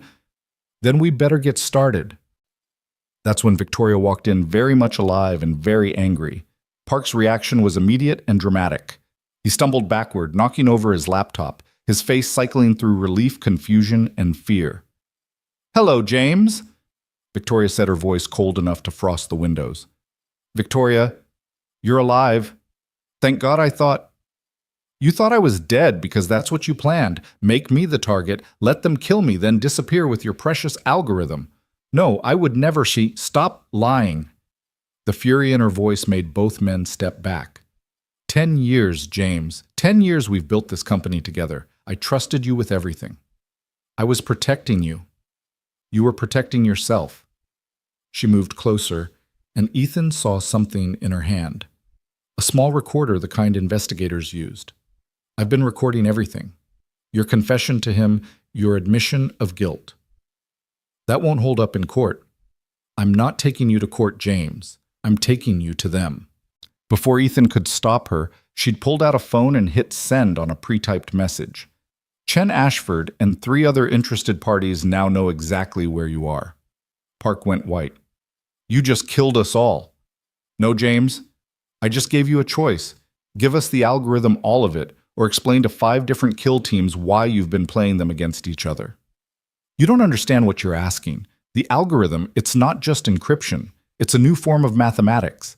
It could revolutionize computing, make current technology obsolete. In the wrong hands. In anyone's hands, Ethan interrupted. It's too dangerous to exist. Both Victoria and Park looked at him in surprise. You want to destroy it? Victoria asked. I want to control it long enough to destroy it properly. No copies, no partial records, no way to reconstruct it. That's impossible, Park said. Even if I gave you the complete algorithm, others have pieces. The Chinese have the theoretical framework. The Russians have the application protocols. The Americans have me, Ethan said, and I'm telling you, we're going to burn it all. Who are you? Park demanded. Someone who's seen what happens when weapons get too powerful for humans to control responsibly. Sirens were approaching. Multiple vehicles coming fast. 5 minutes, Ethan said. Maybe less. Park looked between them, then at his computers. I can't. Even if I wanted to, the algorithm would take hours to fully explain. Then give us something, Victoria said. Something to buy time. Park was sweating now, despite the cold night air coming through the open door. There's a kill switch. A mathematical contradiction built into the algorithm. If you introduce it into any system using the encryption, it causes a cascade failure. What kind of kill switch? A number. A specific prime number that I discovered. It's the mathematical equivalent of dividing by 0. It makes the entire system impossible. Give it to us. Park grabbed a piece of paper, started writing. His hand was shaking so badly the numbers were barely legible. This has to be entered exactly. 1 digit wrong and it won't work. The sirens were getting closer. Through the window, Ethan could see lights approaching from multiple directions. Not just police too coordinated for that. We need to go, he said. Wait. Park grabbed Victoria's arm. I'm sorry. I never meant for this to happen. She looked at him for a long moment, then pulled free. I know, James. That's the saddest part. They left him there surrounded by his computers and his guilt. Outside, the marina had become a convergence point. Vehicles screeching to a halt, armed figures emerging, all heading for Slip 47. Ethan led Victoria away from the main dock, using the boats as cover. They could hear shouting behind them, Park's voice high and panicked, then sudden silence. Is he dead? Victoria asked. Probably, or worse, taken for interrogation. They reached the park where the helicopter waited. But as they approached, Ethan saw movement. Someone was already there, standing beside the aircraft with casual confidence. Ashford. Mr. Cole, he said pleasantly. Ms. Lane, so nice to see you both alive. He wasn't alone. 4 men emerged from the shadows, weapons drawn, but not quite aimed. Yet. "Eventful evening," Ashford continued. "First the lobby, now this. You've caused quite a stir." "Just doing my job," Ethan replied, calculating angles and distances. 5 targets spread out professionally. Victoria beside him, no cover within reach. Bad odds. "Ah, yes, your job. Tell me what exactly is your job, because I've been looking into you, Mr. Cole, and you're quite the enigma. Janitor, federal agent, pilot, hand-to-hand combat expert. It's almost like you're whatever you need to be. Right now I need to be leaving. I'm afraid that's not possible. You see, Miss Lane has something I need. Or rather, she now knows something I need." "The algorithm's gone," Victoria said. "Park's probably dead and the secret died with him." "Perhaps, but you were just with him for several minutes, long enough for him to share certain details, like that paper you're holding." Victoria's hand tightened on the paper with Park's numbers. "This is nothing. Random numbers." "Then you won't mind sharing?" "Actually, I would." Ashford sighed. "Ms. Lane, I've tried to be civilized about this, but my employers are not patient people. They want results. Either you give me that paper or things become unpleasant." "Things are already unpleasant," Ethan observed. "You have no idea how unpleasant they can become." That's when they heard it, helicopter rotors approaching fast. Not one aircraft, but several searchlights blazing through the night sky. "Federal agents," a voice boomed through a loudspeaker. "Everyone on the ground now." Ashford's team hesitated, looking to their leader for guidance. It was the moment Ethan had been waiting for. He grabbed Victoria and dove behind a concrete planter as the world exploded into chaos. The FBI tactical teams fast-roped from their helicopters' boots, hitting the ground with practiced precision. Ashford's men opened fire muzzle flashes, lighting up the park like deadly fireworks. The federal agents responded with overwhelming force. In the middle of it all, Ethan and Victoria crawled toward the stolen helicopter. Bullets whined overhead, chewing through trees and benches. Someone threw a flashbang grenade, the detonation turning night into blinding day for a split second. "This is insane!" Victoria shouted over the gunfire. "Welcome to my world," Ethan replied, pulling her behind the helicopter's landing gear. He could see Ashford falling back with 2 of his men disciplined even in retreat. The FBI was winning through sheer numbers, but it was costing them. At least 2 agents were down, their teammates dragging them to cover. The stolen helicopter's fuel tank took around aviation fuel, spilling onto the ground. One spark, and they'd all be incinerated. "We need to move," Ethan said. "Where we're surrounded." She was right. FBI on one side, what was left of Ashford's team on the other, and Chen's people were probably minutes away. That's when Ethan saw him. Marcus positioned on a rooftop 200 yards away with a rifle. Their eyes met across the distance, and Marcus gave a slight nod. "When I say run, you run," Ethan told Victoria. "Straight toward the lake. Don't stop. Don't look back." "What about you?" "I'll be right behind you." Marcus's rifle spoke the shot, taking out the searchlight on the lead FBI helicopter. In the sudden darkness, Ethan pushed Victoria. "Run!" They sprinted through the chaos using the confusion as cover. Behind them, the stolen helicopter's fuel found an ignition source. Maybe a hot round. Maybe a deliberately thrown flare. The explosion shook the ground, a ball of fire rising into the night sky. The blast knocked them forward, Ethan covering Victoria with his body as debris rained down. His ears were ringing, vision blurred, but he forced himself up, pulling her with him. The marina was just ahead, boats rocking from the explosion's shockwave. Ethan spotted what he was looking for, a small speedboat keys still in the ignition. Probably belonged to someone who'd come to check on their yacht and fled when the shooting started. "Get in," he ordered Victoria. She collapsed into the passenger seat, clutching Park's paper like a lifeline. Ethan started the engine, casting off the lines with quick, efficient movements. They were pulling away from the dock when Chen appeared at the water's edge. She didn't shoot, didn't shout. She just watched them go with those cold, calculating eyes. Then she raised her phone to her ear, and Ethan knew this wasn't over. It had barely begun. The speedboat cut through the dark water, Chicago's skyline glowing behind them. Victoria was shaking, shock finally setting in. "Where are we going?" she asked. "Somewhere safe." "Does that place exist?" Ethan thought about Emma hopefully asleep in the safe house in Wisconsin. He thought about the paper in Victoria's hand, potentially holding the key to destroying a technology that should never have existed. He thought about the bodies piling up, the global powers converging on Chicago, the war that was about to erupt over mathematics and ambition. "We'll make it exist," he said. Behind them, the fire from the helicopter reflected off the water like a funeral pyre for the old world. Ahead lay darkness and uncertainty, but also possibility. The boat disappeared into the night, two people carrying the weight of a secret that could change everything, pursued by enemies who would stop at nothing to possess it. And somewhere in Wisconsin, a 7-year-old girl slept peacefully, unaware that her father was fighting to make sure she grew up in a world where some weapons were too dangerous to exist.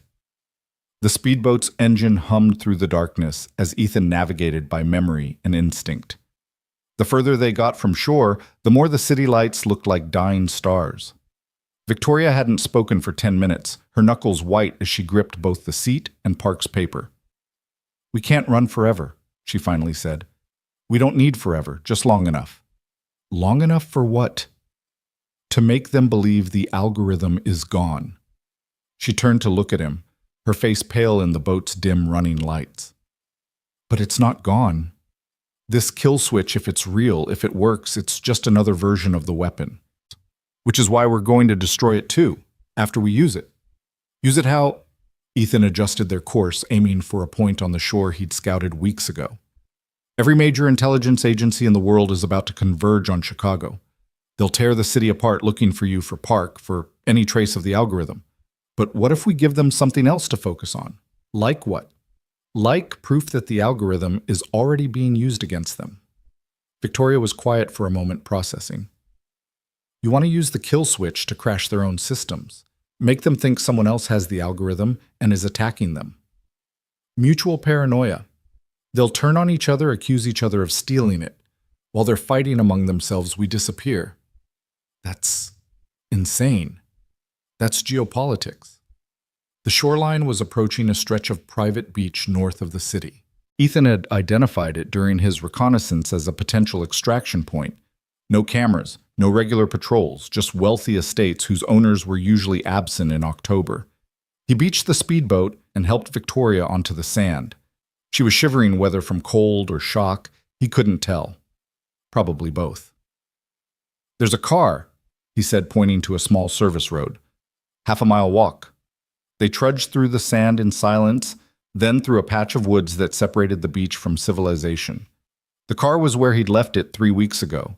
Another nondescript sedan registration clean tank, full emergency supplies in the trunk. "You really did plan for everything," Victoria observed. "Not everything. I didn't plan for Park's betrayal, or for you to actually be innocent. You thought I was guilty. I thought you were complicit. The Mumbai operation, the dead Chinese scientists, it had your authorization all over it. I authorized the acquisition of research. I didn't know people would die. In this game, people always die. The only question is how many." They drove in silence for 20 minutes, Ethan taking a circuitous route that would confuse any surveillance. Finally, he pulled into a truck stop, parking between two semis that would block them from satellite view. "I need to make a call, so," he said. He used the truck stop's payphone, an ancient relic that still worked, and dialed a number he'd memorized 15 years ago. It rang 3 times. "This better be important," a gravelly voice answered. "It's Shepard. I need a favor." "Jesus Christ, Ethan, you're supposed to be dark." "Plans changed. I need you to leak something to the intelligence community." "What kind of something?" "The kind that makes everyone panic. Remember the theoretical work on quantum encryption from the Prague conference? The stuff that was supposed to be impossible. It's not impossible. It exists and it's in play. I need you to make everyone believe someone's about to use it." There was a long pause. "That would start a war. It would prevent one. Trust me on this. This is about the Chicago situation. You know about that. Kid, half the intelligence world knows about it. There's a Chinese MSS team, Russian SVR Mossad, and at least 3 private military companies converging on your location. Whatever you've stepped in, it's big. Big enough that it needs to disappear." Another pause. "What do you need?" 48 hours. Make them chase ghosts for 48 hours. And then the algorithm ceases to exist. You found it. I found the man who created it. He's probably dead by now, and the secret died with him. Probably isn't, certainly. It's the best I can offer. The man on the other end sighed. You're going to owe me for this. Add it to my tab. Ethan hung up and returned to the car. Victoria was staring at Park's numbers, trying to make sense of them. It's not just a number, she said. Look at the pattern. It's a sequence, but there's something hidden in it. Hidden how... James was paranoid, but he was also brilliant. He wouldn't just write down something this important without encoding it. She held the paper up to the light. These aren't random. They're coordinates. Ethan looked closer. She was right. When separated properly, the numbers could be latitude and longitude. Wisconsin, he said, recognizing the general area. These coordinates are in Wisconsin. He has a cabin there, his retreat when he needed to think. He used to joke that his best ideas came when he was fishing. Ethan's blood went cold. The coordinates were less than 20 miles from his safe house. From Emma. We need to go, he said, starting the engine. To Wisconsin. To finish this. They drove through the night, the highway empty except for long-haul truckers and the occasional state trooper. Ethan kept checking the mirrors looking for surveillance, but they seemed to be clear. For now. Victoria dozed fitfully in the passenger seat, exhaustion finally overwhelming adrenaline. Ethan used the quiet to think to plan. The coordinates could be a trap, Park's final manipulation. Or they could be something else. A dead man's switch, a hidden cache of information, the real algorithm. His phone, the burner Marcus had given him, vibrated. A text. Package safe. Visitors came calling but left empty-handed. Someone had tried to get to Emma. Marcus had stopped them, but the fact that they'd found the safe house meant Ethan's network had been compromised.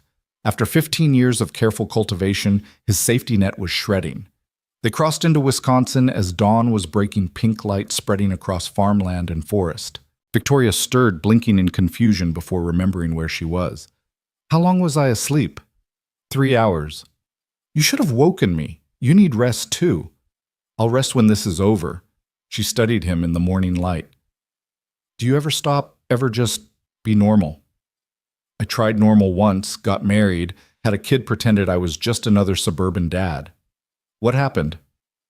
Cancer happened. Sarah died 2 years ago. Reminded me that you can't protect people from everything no matter how good you are at violence. I'm sorry. Don't be. Sarah knew who I was, what I did. She made me promise to keep doing it after she was gone. Said the world needed people like me even if it didn't know it. People like you. Shepherds. People who keep the wolves from the sheep. And which am I, wolf or sheep? Ethan glanced at her. I haven't decided yet. The GPS led them down increasingly rural roads from highway to two-lane to gravel to dirt. The trees closed in autumn colors, brilliant in the morning sun. Finally they reached the coordinates, a small lake mirror, smooth with a modest cabin on the shore. That's it, Victoria said. James's retreat. Ethan parked but didn't get out immediately. He studied the cabin, the surrounding woods, looking for signs of surveillance or ambush. Everything seemed quiet, but quiet could be deceptive.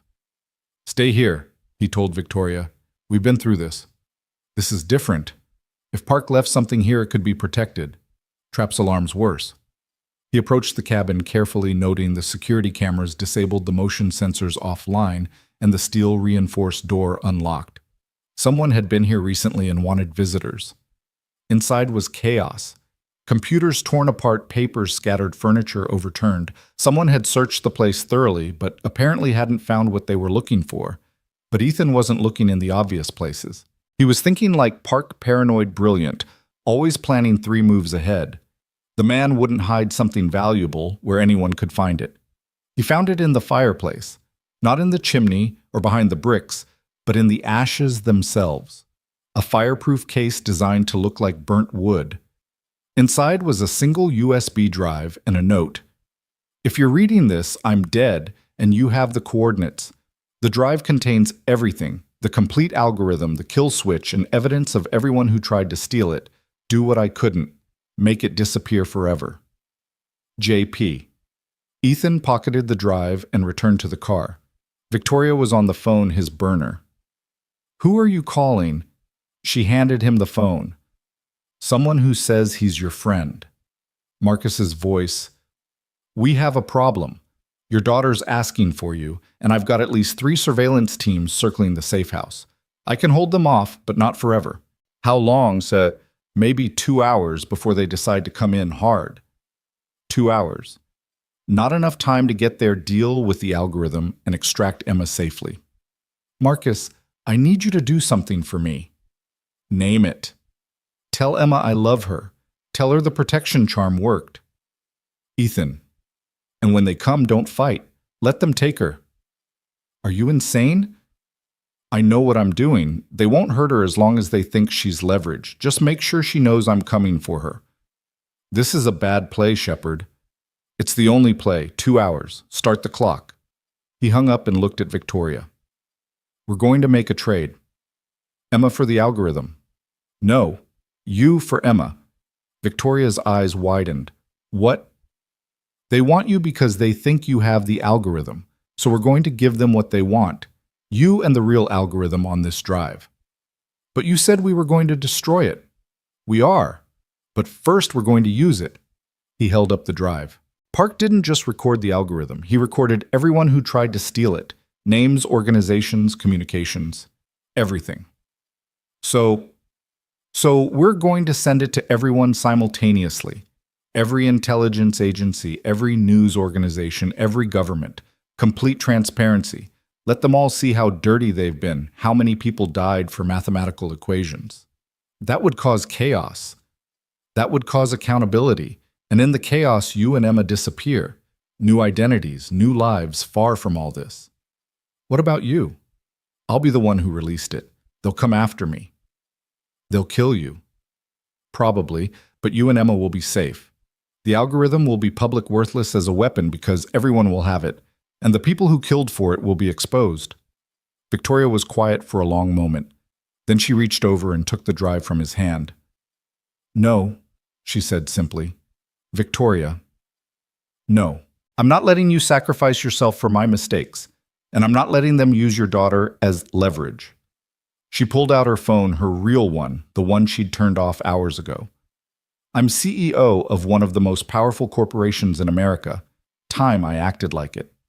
She turned on the phone, ignoring the flood of messages, and made a call. Charles? It's Victoria. Yes, I'm alive. Listen carefully. I need you to call an emergency board meeting right now. I don't care what time it is.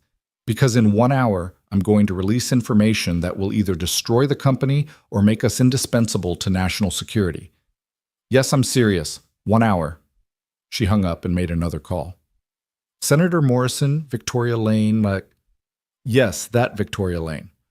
I have information about foreign intelligence operations on U.S. soil that you need to know about.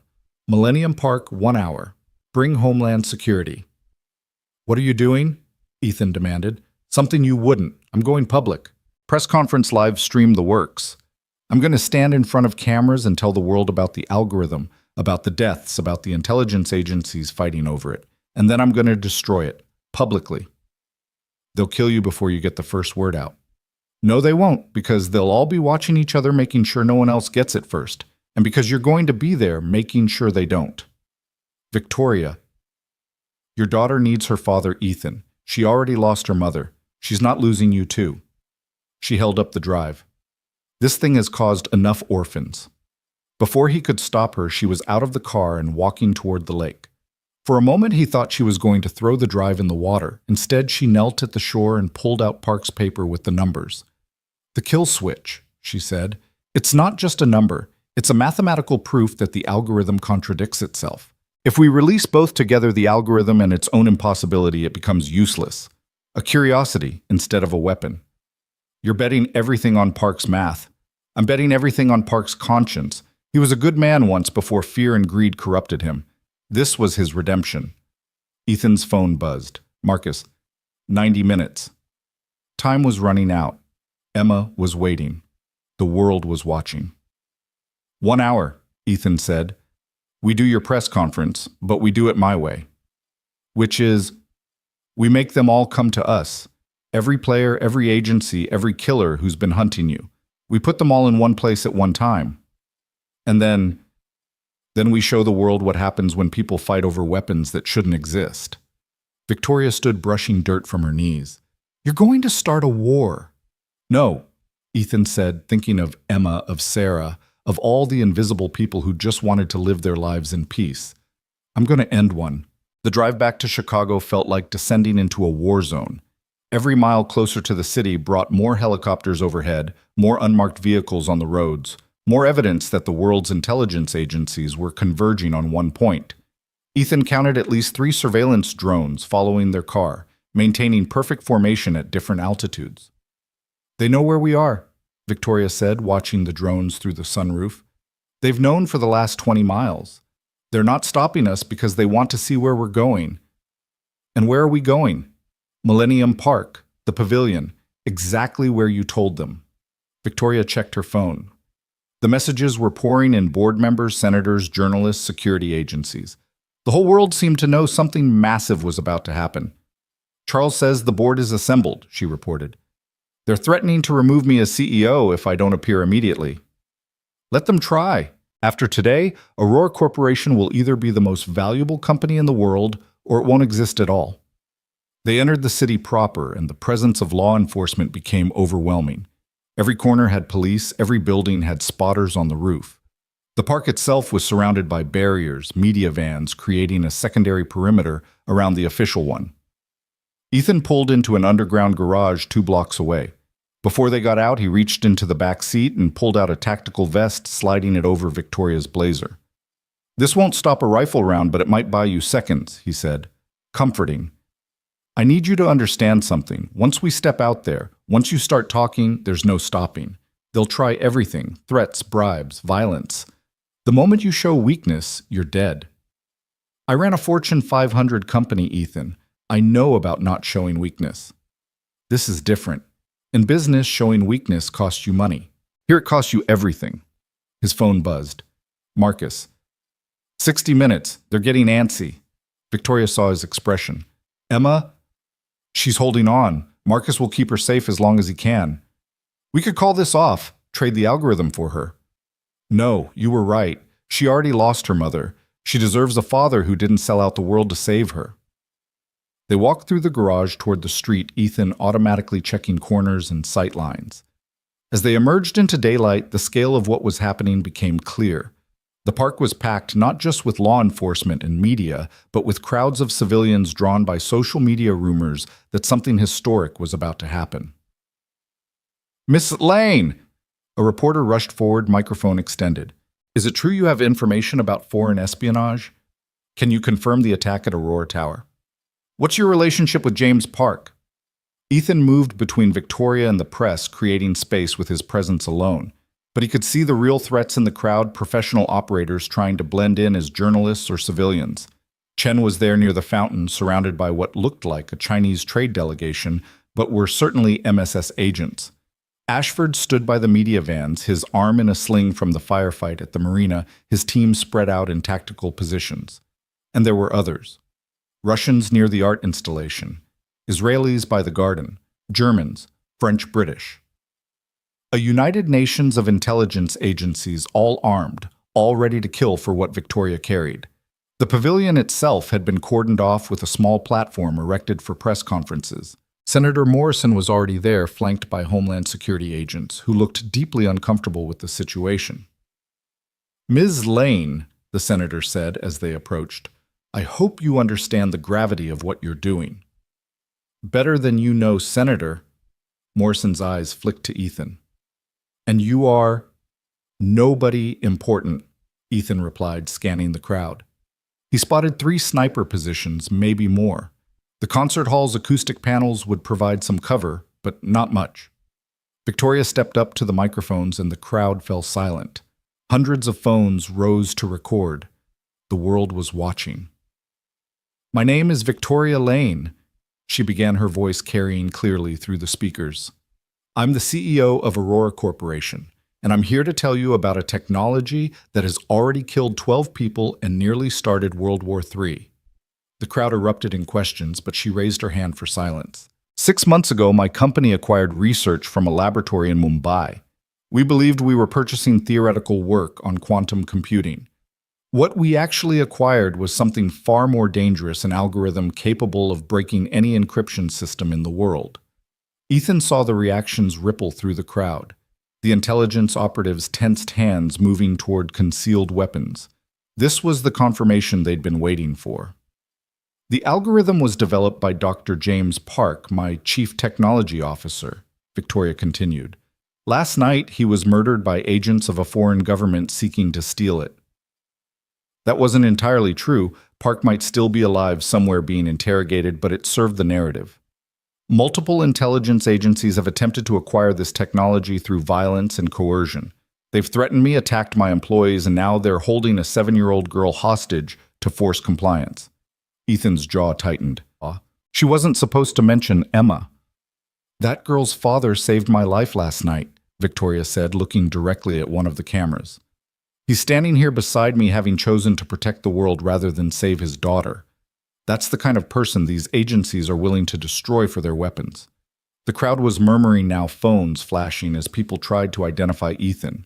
He kept his face neutral, but inside he was calculating rapidly. Victoria had just painted a target on both of them, but she'd also made it politically impossible for anyone to move against them publicly. The algorithm exists, Victoria announced, holding up the USB drive. It's here, complete and functional. The tension in the crowd ratcheted up to breaking point. Ethan saw fingers on triggers' bodies coiling for action. One wrong word and the park would become a battlefield. But so does this. She held up Park's paper. The mathematical proof that the algorithm is fundamentally flawed, a kill switch that makes it useless. You're lying, Sao, someone shouted from the crowd, Chen stepping forward. The algorithm works. We've seen the tests. Yes, it works, Victoria agreed, for exactly 72 hours. Then the mathematical contradiction compounds and the system collapses. Dr. Park built in his own insurance policy. It was a brilliant lie, Ethan realized. Impossible to disprove without testing, and no one would risk implementing a system that might self-destruct.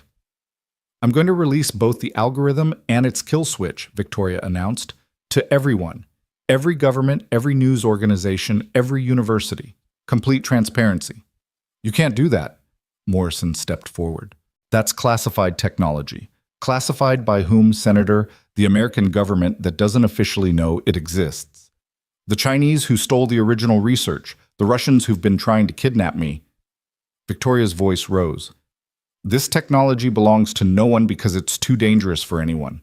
She pulled out her phone, connected it to the USB drive. I'm uploading everything to a distributed network. In 60 seconds, the entire world will have access. The reaction was immediate. Chen's team started moving forward. Ashford's men raised their weapons. The Homeland Security agents formed a protective circle, not sure who they were protecting from whom.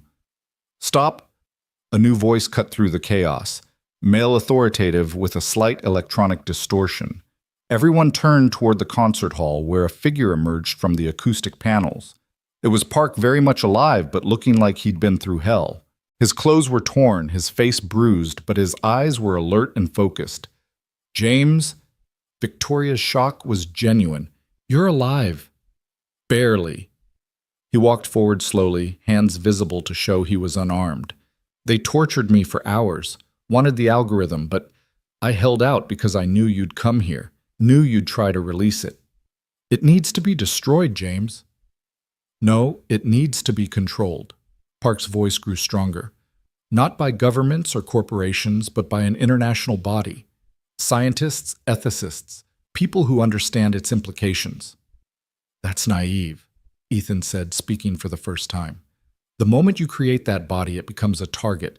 Every nation will try to corrupt it, control it, destroy it, if they can't have it. Then what's your solution? Park demanded. Let it disappear into black sites and secret programs. My solution is this. Ethan pulled out his own phone, showing a timer. 45 minutes ago, I sent the complete algorithm to a dead man's switch. If I don't reset it every hour, It releases automatically to every major news outlet in the world. But here's the thing, I also sent the kill switch to a different system with the same setup. Everyone stared at him. If anyone tries to use the algorithm, the kill switch activates. If anyone tries to suppress it, both release. Mutually assured transparency. That's insane, Morrison said. That's balance, Ethan corrected. The same principle that kept nuclear weapons from ending the world. Everyone has it so no one can use it. Chen stepped forward, her composure cracking. You don't have the authority. I have Emma. The voice came from the crowd, and Ethan's blood froze. A man emerged holding his daughter's hand. Not roughly, not threateningly, just walking with her like they were taking a stroll. Emma looked confused but unharmed, her backpack bouncing with each step. Daddy? She started to run toward him, but the man held her back gently. Not yet, little one, the man said. He was older, distinguished, with the kind of face that belonged in boardrooms or Senate hearings. Mr. Cole, Mrs. Lane, Dr. Park, my name is Director Harrison, NSA, and we need to discuss this like civilized people. Let her go, Ethan said, his voice deadly quiet. Of course, as soon as we resolve this situation. Harrison smiled at Emma. Your daughter is delightful, by the way. She's been telling me about her protection charm, how it keeps you safe. Emma held up her wrist, showing a matching bracelet she'd made. I made one for me too, so we're both protected. The innocence of it, the pure trust in her voice, nearly broke Ethan's composure. Every instinct screamed at him to act to violence, to doing whatever it took to get her safe. But that would start a bloodbath with Emma at the center. What do you want? Victoria asked Harrison. What I've always wanted. Stability. Security, order. Harrison gestured to the crowd of intelligence operatives. Look around you. The world's shadow army is all in one place, ready to kill each other over mathematics. This is what your transparency brings: chaos. This is what secrecy brings, Victoria countered. People willing to murder children for advantages that don't even work. Oh, but it does work. Harrison pulled out a tablet showing streams of code. We've been testing Park's algorithm for weeks. No kill switch, no 72-hour limit. You lied. Victoria's confidence wavered. That's impossible, James said. James told you what you wanted to hear. Harrison looked at Park with something like pity. He gave you a version with a kill switch, but the original, the pure algorithm, that's quite real and quite functional. Park's face had gone pale. You don't understand. Without the safeguards, it's a weapon that ensures American dominance for the next century. Harrison's grip on Emma's hand tightened slightly. Which is why Mr. Cole is going to disable his dead man's switch and give us the only copy. No, Ethan said simply. No, your daughter. My daughter deserves to grow up in a world where governments don't kidnap children to steal weapons. Ethan pulled out his phone, showing the timer. 30 minutes until automatic release. You can kill us all, take the drive, torture the information out of us. But in 30 minutes, the world knows everything. Including that America has the algorithm. Including that America murdered civilians to get it. It was a standoff, the kind that Ethan had seen too many times in too many places. Everyone armed, everyone ready, everyone waiting for someone else to blink first. That's when Emma did something unexpected. She pulled free from Harrison's grip and walked straight to Ethan, wrapping her arms around his waist. It's okay, Daddy, she said. The protection charm worked. You came for me. The simple faith in her voice, the absolute trust changed everything. Ethan knelt down, hugging her tight, and made his decision. Victoria, give me the drive. She hesitated, then handed it over. Ethan stood Emma, still holding his hand, and addressed the crowd. This ends now. Not with grand gestures or political statements, but with simple truth. He held up the drive. This contains the algorithm, the kill switch, and something else, every communication, every order, every crime committed in pursuit of this technology. Names, dates, authorizations. Harrison's face went white. So did Chen's and Ashford's and a dozen others. Dr. Park kept very good records, Ethan continued. Every bribe, every threat, every murder, it's all here. You released that you're dead, Chen said flatly. I'm probably dead anyway. But my daughter isn't. And neither are the thousands of other innocents who would die when you all start fighting over this thing. He looked at Emma, then at Victoria, then at the crowd of phones recording everything. So here's what happens. The algorithm gets destroyed, publicly. The evidence of crimes gets sealed for 50 years, long enough for everyone involved to be dead or irrelevant, and everyone walks away. That's not acceptable, Harrison started. It's the only deal on the table. Ethan held up his phone. 25 minutes. The crowd was stirring now, civilians realizing they were in the middle of something far more dangerous than a press conference. Parents pulled children back, people started edging toward exits, but the cameras kept rolling. Victoria stepped forward. I support Mr. Cole's proposal. Aurora Corporation will withdraw all claims to the technology and cooperate fully with any investigation. As do I, Park added, surprising everyone. I created this monster. I should help kill it. Harrison looked around at the other intelligence operatives, reading faces, calculating odds. You're asking us to trust each other. That's not how this works. No, Ethan agreed, but mutually assured destruction is. He lifted Emma into his arms, feeling her weight, her warmth, her life. Everyone loses or everyone walks away. Choose. The silence stretched tense as a wire about to snap. Then Chen laughed, bitter and short. The Americans already have it anyway, she said. We all know it. This theater is just to make us complicit in our own defeat. The Americans have nothing, Harrison said, but his denial rang hollow. Then prove it, Victoria challenged. Destroy the drive. Here, now, show the world that America doesn't need stolen weapons to maintain security. It was a brilliant move, Ethan realized. She'd turned Harrison's patriotism against him. To refuse would be to admit American weakness. Harrison stood frozen, calculating. Around him, hands rested on weapons, everyone waiting for a signal, a word, a twitch that would start the killing. Emma whispered in Ethan's ear, Daddy, are the bad people going to hurt us? No, baby girl, he said, loud enough for everyone to hear. They're going to remember what it's like to be good. Something in his voice and the absolute conviction of it seemed to reach through the tension. Harrison's shoulders sagged slightly. Chen's hand moved away from her weapon. Even Ashford seemed to deflate. 15 minutes, Ethan announced. Do it, Harrison said suddenly. Destroy it. Director Mkit, one of his agents started. That's an order. We don't negotiate with terrorists and we don't need stolen technology to protect America. It was face-saving bullshit, but it was enough. Ethan set Emma down and placed the drive on the ground. He pulled out a small thermite charge from his pocket, because of course he carried thermite, and attached it to the drive. Everyone might want to step back, he advised. The crowd intelligence operatives and civilians alike moved away from the small device that had nearly started a war. Ethan activated the charge and retreated, pulling Emma and Victoria with him. The thermite ignited with brilliant white light, burning at over 4,000 degrees Fahrenheit. The drive didn't just melt, it vaporized, leaving only a small crater in the concrete and the acrid smell of burnt electronics. It's done, Ethan said, then held up his phone and disabled the dead man's switch. All of it. But Chen wasn't satisfied. The knowledge still exists, in Park's head in classified servers. No, Park interrupted. It doesn't. He pulled out a pill bottle, showing it to the crowd. Experimental neurotoxin, very specific. It targets recent memory formation, particularly mathematical concepts. I took it an hour ago. Everyone stared at him.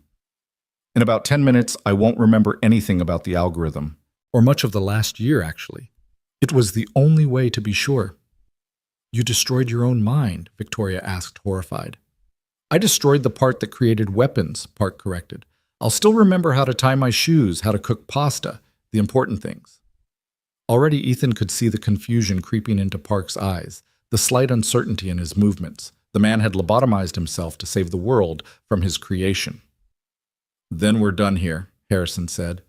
He looked at Emma, and for a moment his official mask slipped. I'm sorry about your involvement, young lady. That was regrettable. Emma, with the devastating honesty of children, said, You're not really sorry, but that's okay.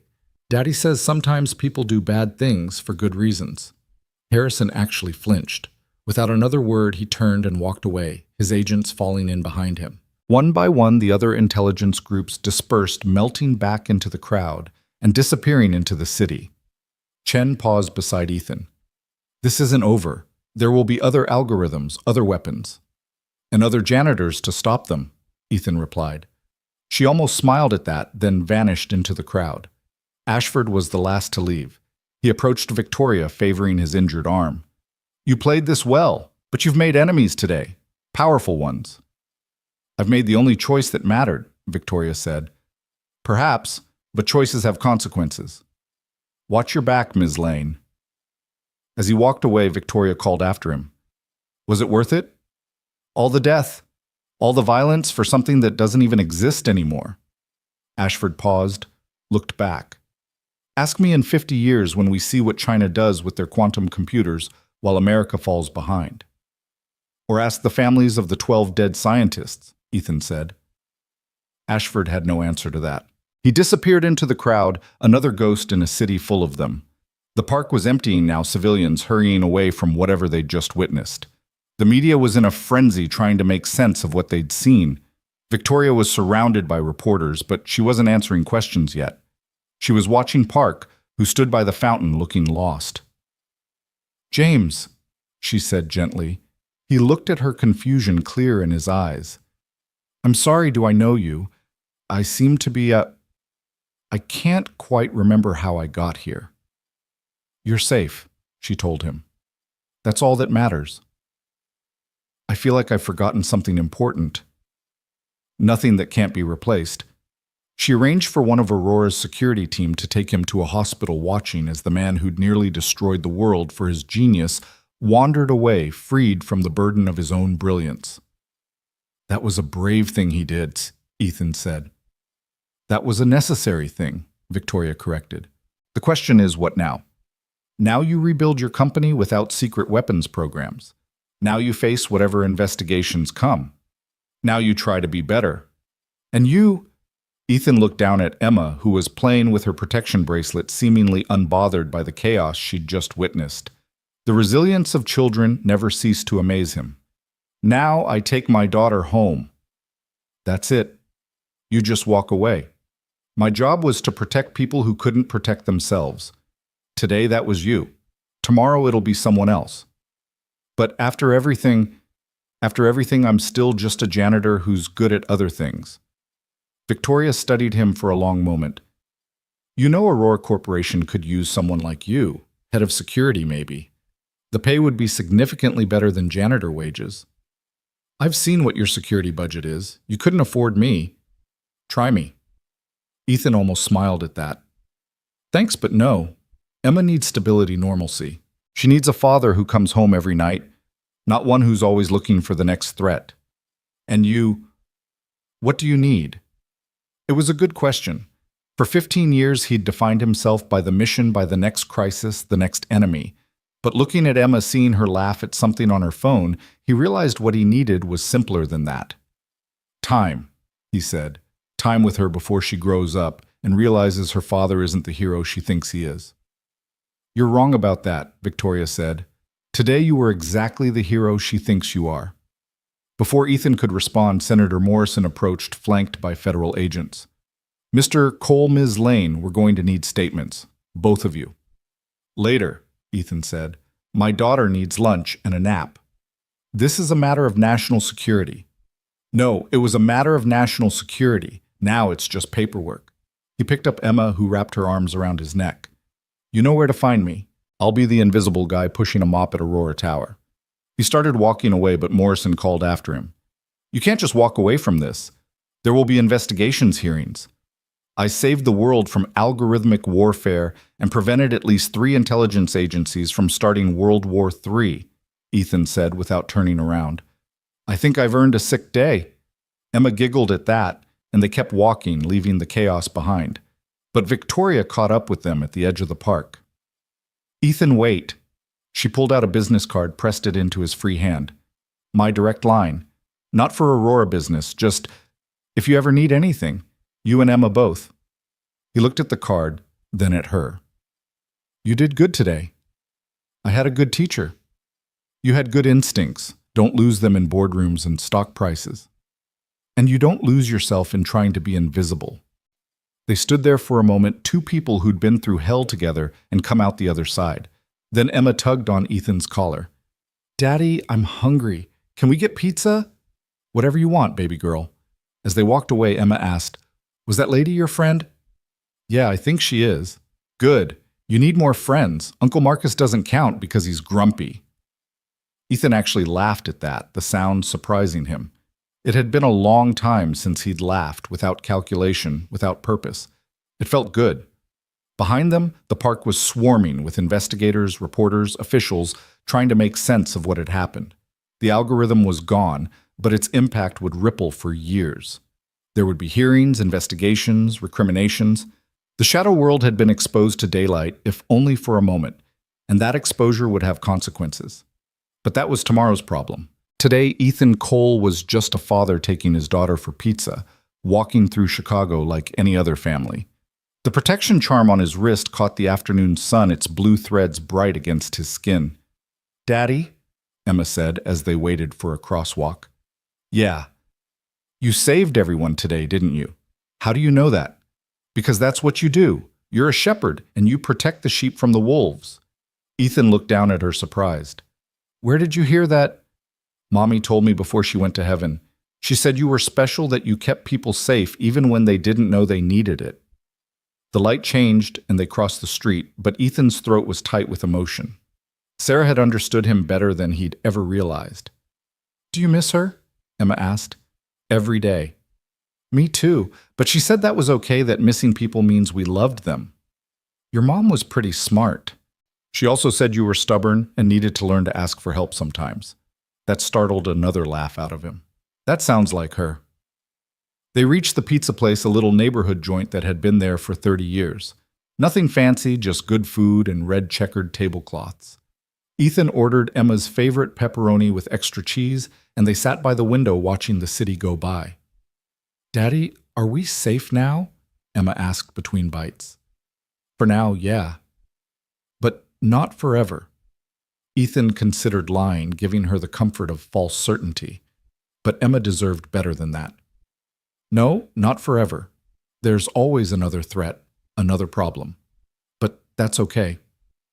Why? Because there are also people like us. People who stand up and say no when bad things try to happen. And as long as there are people like that, the world keeps spinning. Emma nodded solemnly, then brightened. Like superheroes. Sure, like superheroes, except we don't wear capes. You could wear a cape. It would look cool with your janitor uniform. The image of himself mopping floors in a cape made Ethan smile. I'll think about it. His phone buzzed. Marcus. Package delivered safely, no complications. You owe me a beer, or 50. Ethan typed back, Tonight, Giuseppe's. Bring your appetite. Getting soft shepherd. Pizza and beer instead of bullets and blood. Maybe that's not a bad thing. He put the phone away and focused on Emma, who was telling him about her latest art project at school. Normal, everyday conversation, the kind he'd missed during all those weeks of surveillance and subterfuge. Outside Chicago continued its daily chaos. But for the first time in years, Ethan wasn't watching for threats, wasn't calculating angles and distances. He was just present here with his daughter eating pizza and planning their evening. The protection charm on his wrist caught his eye, and he remembered Victoria's words about not losing himself in invisibility. Maybe she was right. Maybe it was time to stop hiding, to be more than just the ghost in the building. His phone rang. The caller ID showed a number he didn't recognize, but the area code was Washington, D.C. Mr. Cole? This is Deputy Director Sarah Matthews, NSA. We need to discuss your future. My future involves pizza and a bedtime story for my daughter. I meant your professional future. Your handler speaks highly of you, and after today's events, I'm retired. There was a pause. You're too valuable to retire. I'm too tired not to. Find another shepherd, Deputy Director. This one's done. What if we need you? Ethan looked at Emma, who was drawing on a napkin with crayons the restaurant provided. She was making another picture of him as a hero, this time with a cape. Then you know where to find me. I'll be the invisible guy protecting people who don't know they need it. Just don't expect me to answer the phone. He hung up before she could respond. There would be consequences for that, but he'd deal with them later. For now, he had pizza to eat, and a daughter to raise. Emma held up her drawing. "Look, Daddy, it's you saving the day." In the picture, a figure in blue stood between smaller figures and dark shapes with red eyes. Simple, childish, but capturing something essential about what had happened today. "It's perfect," he told her. "Can we frame it? Put it next to Mommy's picture." "Absolutely." They finished their pizza as the sun set over Chicago, painting the skyline in shades of orange and gold. The city looked peaceful from here, no hint of the violence and chaos that had nearly erupted. But Ethan knew better. Peace was always temporary, always fragile, always one algorithm or weapon away from shattering. But that was okay, because as long as there were people willing to stand in the gap to be shepherds against the wolves, the peace would hold. Maybe not forever, but for today. And today was enough. 6 months later, Aurora Tower gleamed in the spring sunshine, its lobby filled with the usual morning rush of executives and employees. But something had changed since that night in October. The security was real now, not just for show. The guards actually watched their monitors. The emergency exits were tested weekly, and on the wall near the reception desk hung a framed child's drawing, a figure in blue, holding a mop like a sword protecting others from danger. Ethan Cole pushed his mop across the marble floor, the rhythm as familiar as breathing. He wore the same blue coveralls, used the same yellow wet floor sign, followed the same routes through the building. To most people, nothing had changed. He was still invisible, still just the janitor. But Victoria Lane saw him now. Every morning when she arrived, she nodded to him, a brief acknowledgement that spoke volumes. Sometimes she stopped to talk quick conversations about Emma, about the weather, about anything except algorithms and international conspiracies. "Morning, Ethan," she said today, pausing by his mop bucket. "Miss Lane. It's been 6 months. You can call me Victoria." "Old habits, well," he replied, wringing out the mop. "How's the congressional hearing going?" She grimaced. 3 more days of testimony. They keep asking about the algorithm, about Park, about that night. They don't believe something that dangerous could just disappear. People never believe in simple solutions. Was it simple destroying the only thing that could have protected us from cyber warfare? Protection and control are just different words for the same trap. You did the right thing. She looked at the child's drawing on the wall. Emma's artwork. The security team framed it, said it was a reminder that heroes come in all uniforms. Smart kid, like her father. Before Ethan could respond, his phone buzzed. The number was one he'd given to exactly 3 people. His handler Marcus in Emma's school. "Mr. Cole, this is Principal Williams. There's been an incident." His blood went cold. "Is Emma hurt?" "No, she's fine. But there are some people here claiming to be federal agents. They say they need to speak with her about her father." Ethan was already moving, dropping the mop, heading for the exit. Victoria followed without hesitation. "I'm on my way," he told the principal. "Don't let them near her." "Mr. Cole, they have badges." "Badges can be faked. Keep her in your office. Lock the door. I'll be there in 10 minutes. He hung up and broke into a run, Victoria keeping pace despite her heels. "I thought this was over," she said. "It's never over, just dormant." They reached his car, not the invisible Honda anymore, but a reinforced SUV with bulletproof glass, a gift from Aurora Corporation's board after they learned the full story. Ethan drove with controlled aggression, taking corners at speeds that made Victoria grip the door handle. "Who would come after Emma now?" she asked. "Someone who thinks I kept a copy of the algorithm, or someone who wants revenge, or someone who just wants leverage." His knuckles were white on the steering wheel. "Doesn't matter who. They crossed the line." The elementary school was in suburban chaos when they arrived. Parents clustered outside teachers trying to maintain order, and 3 black SUVs parked in the fire lane. Ethan recognized the type government issue, but which government was the question? He walked through the front door like he owned the place Victoria closed behind. The secretary tried to stop them, but Ethan just kept walking, following the path to the principal's office he'd memorized on Emma's first day. 3 people stood outside the office, 2 men in dark suits and a woman who looked familiar. It took him a moment to place her. Sarah Matthews, the deputy director who'd called him 6 months ago. "Mr. Cole," she said calmly, "we need to talk. You need to leave, now." There's been a development. Someone's claiming to have reconstructed the algorithm. They're threatening to release it unless certain demands are met. Not my problem. They specifically asked for you. Ethan studied her face, reading the tells he'd learned over 15 years of intelligence work. She was nervous but not lying, concerned but not desperate. This was real but not immediate. Emma stays out of it, he said. Of course. We would never. You already did, coming to her school frightening her. We didn't mean to frighten anyone. We just needed to find you quickly, and you haven't been answering your phone. Because I'm retired. The office door opened and Principal Williams peered out, looking relieved to see Ethan. Behind him, Emma sat at his desk drawing with remarkable calm for a 7-year-old who just had federal agents show up at her school. Daddy? She ran to him and he scooped her up, holding her tight. Hey, baby girl, you okay? They said they were your friends, but I remembered what you taught me about strangers with badges. That's my smart girl. Matthews stepped forward. Mr. Cole, please. Just hear us out. Not here. Not in front of her. Victoria spoke up. My office, 1 hour, and you come alone, Deputy Director. Matthews nodded. 1 hour. As they left, Emma whispered to Ethan, Are they the bad people? No, sweetheart, just confused people who forgot that some things are more important than secrets. Back at Aurora Tower, Ethan set Emma up in Victoria's private conference room with her homework and snacks while the adults met in the main office. Matthews had come alone as promised, carrying a tablet with classified markings. 3 days ago, someone sent this to 12 major intelligence agencies, she said, showing them a video. A figure in Shadow's voice distorted, but the message was clear. The Aurora algorithm still exists. I have reconstructed it from fragments from memories from the pieces your governments tried to hide. In 72 hours, I will release it to the highest bidder unless Ethan Cole delivers himself to coordinates I will provide. It's a bluff, Victoria said immediately. The algorithm was destroyed. Park's memories were erased. We thought so too, Matthews admitted, but they demonstrated a partial implementation. It broke through our test encryption in seconds.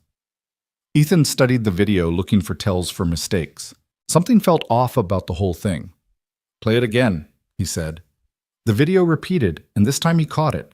A reflection in a window behind the shadowed figure. A reflection he recognized. Son of a bitch, he muttered. What? Victoria leaned forward. It's Ashford. He's not dead or disappeared. He's trying to flush out anyone who might have kept a copy. Matthews frowned. You're certain? The watch on his wrist. You can see it in the reflection. Same Omega Seamaster he wore that night in the park. He's fishing, trying to create panic. But the demonstration could be faked, or he could have a partial reconstruction that only works on specific types of encryption. Either way, he doesn't have the full algorithm. How can you be sure? Ethan looked at Victoria, then back at Matthews. Because if he did, he wouldn't need me. He'd already be selling it. Matthews absorbed this, then asked the question Ethan had been expecting. Did you keep a copy? No. Cole. I said no, and even if I had, I wouldn't give it to you or anyone else. Then how do we respond to this threat? Victoria spoke up. You don't. You ignore it. Let the 72 hours pass, let him release whatever partial code he has. It'll be worthless without the mathematical framework Park destroyed. We can't just ignore. Yes, you can, Ethan interrupted, because the alternative is admitting the algorithm might still exist, which starts the whole circus again. Matthews stood to leave, then paused. You know, Cole, we could use someone like you back in the agency. You had someone like me. You used me to spy on American citizens and corporations. I'm done with that life. And if Ashford comes after you directly, after Emma, Ethan's expression went cold, then he'll learn why I was the one they sent when diplomacy failed. After Matthews left, Victoria found Ethan in the conference room helping Emma with her math homework. The domesticity of it. The normalcy was almost surreal after their conversation about international threats and reconstructed weapons. You good? Victoria asked. I'm angry, Ethan admitted. 6 months of peace, and they can't leave it alone. Will you go if Ashford makes good on his threat? No, that's what he wants to draw me out to make me reveal if I have the algorithm. And do you? Ethan looked at her steadily. Would it matter if I did yes? Why? Because it would mean you've been lying to me for 6 months, and I thought we were past that. Ethan glanced at Emma, who was absorbed in her fractions, then back at Victoria. The algorithm is gone. Every copy, every fragment, every piece of code. I made sure of it. How say? Because I didn't trust anyone else to do it. Not the government, not you, not even myself. So I destroyed everything and made sure it could never be reconstructed, including Park's notes, especially Park's notes. He pulled out a lighter, the same one he'd carried for 15 years. Burned them that night after the park. The ashes went into Lake Michigan. Victoria studied him, then nodded. Good. The 72 hours passed without incident. Ashford never released anything, never made contact again. It had been a probe, just as Ethan suspected, trying to see who would panic, who would reveal hidden copies. Life returned to its new normal. Ethan pushed his mop through Aurora Tower. Emma went to school. Victoria testified before Congress. The world kept spinning without algorithms that could break any encryption. But Ethan stayed ready, because he knew deep in his bones that peace was always temporary. Somewhere out there, Ashford was planning his next move. Chen was rebuilding her network. Harrison was looking for the next weapon. And when they came, not if, but when Ethan Cole would be waiting. Just an invisible janitor with a mop protecting people who didn't know they needed it. The protection charm on his wrist had faded from blue to gray over the months worn from constant contact, but it still held together threads intertwined like the promise between father and daughter. "Daddy," Emma said one evening as he tucked her into bed, "will you always be a janitor?" "Maybe not always, but for now." "I think you're the best janitor in the world." "Why's that?" "Because you clean up more than just floors. You clean up the bad things too." Ethan kissed her forehead. "Get some sleep, baby girl. Love you more than all the stars in the sky. And I love you more than all the fish in the sea." As she drifted off to sleep, Ethan stood by her window watching the city lights. Somewhere out there, new threats were emerging, new weapons were being developed, new wars were being planned in shadow. But tonight, his daughter was safe. Tonight, the world was at peace. And for a shepherd watching over his sheep tonight was enough.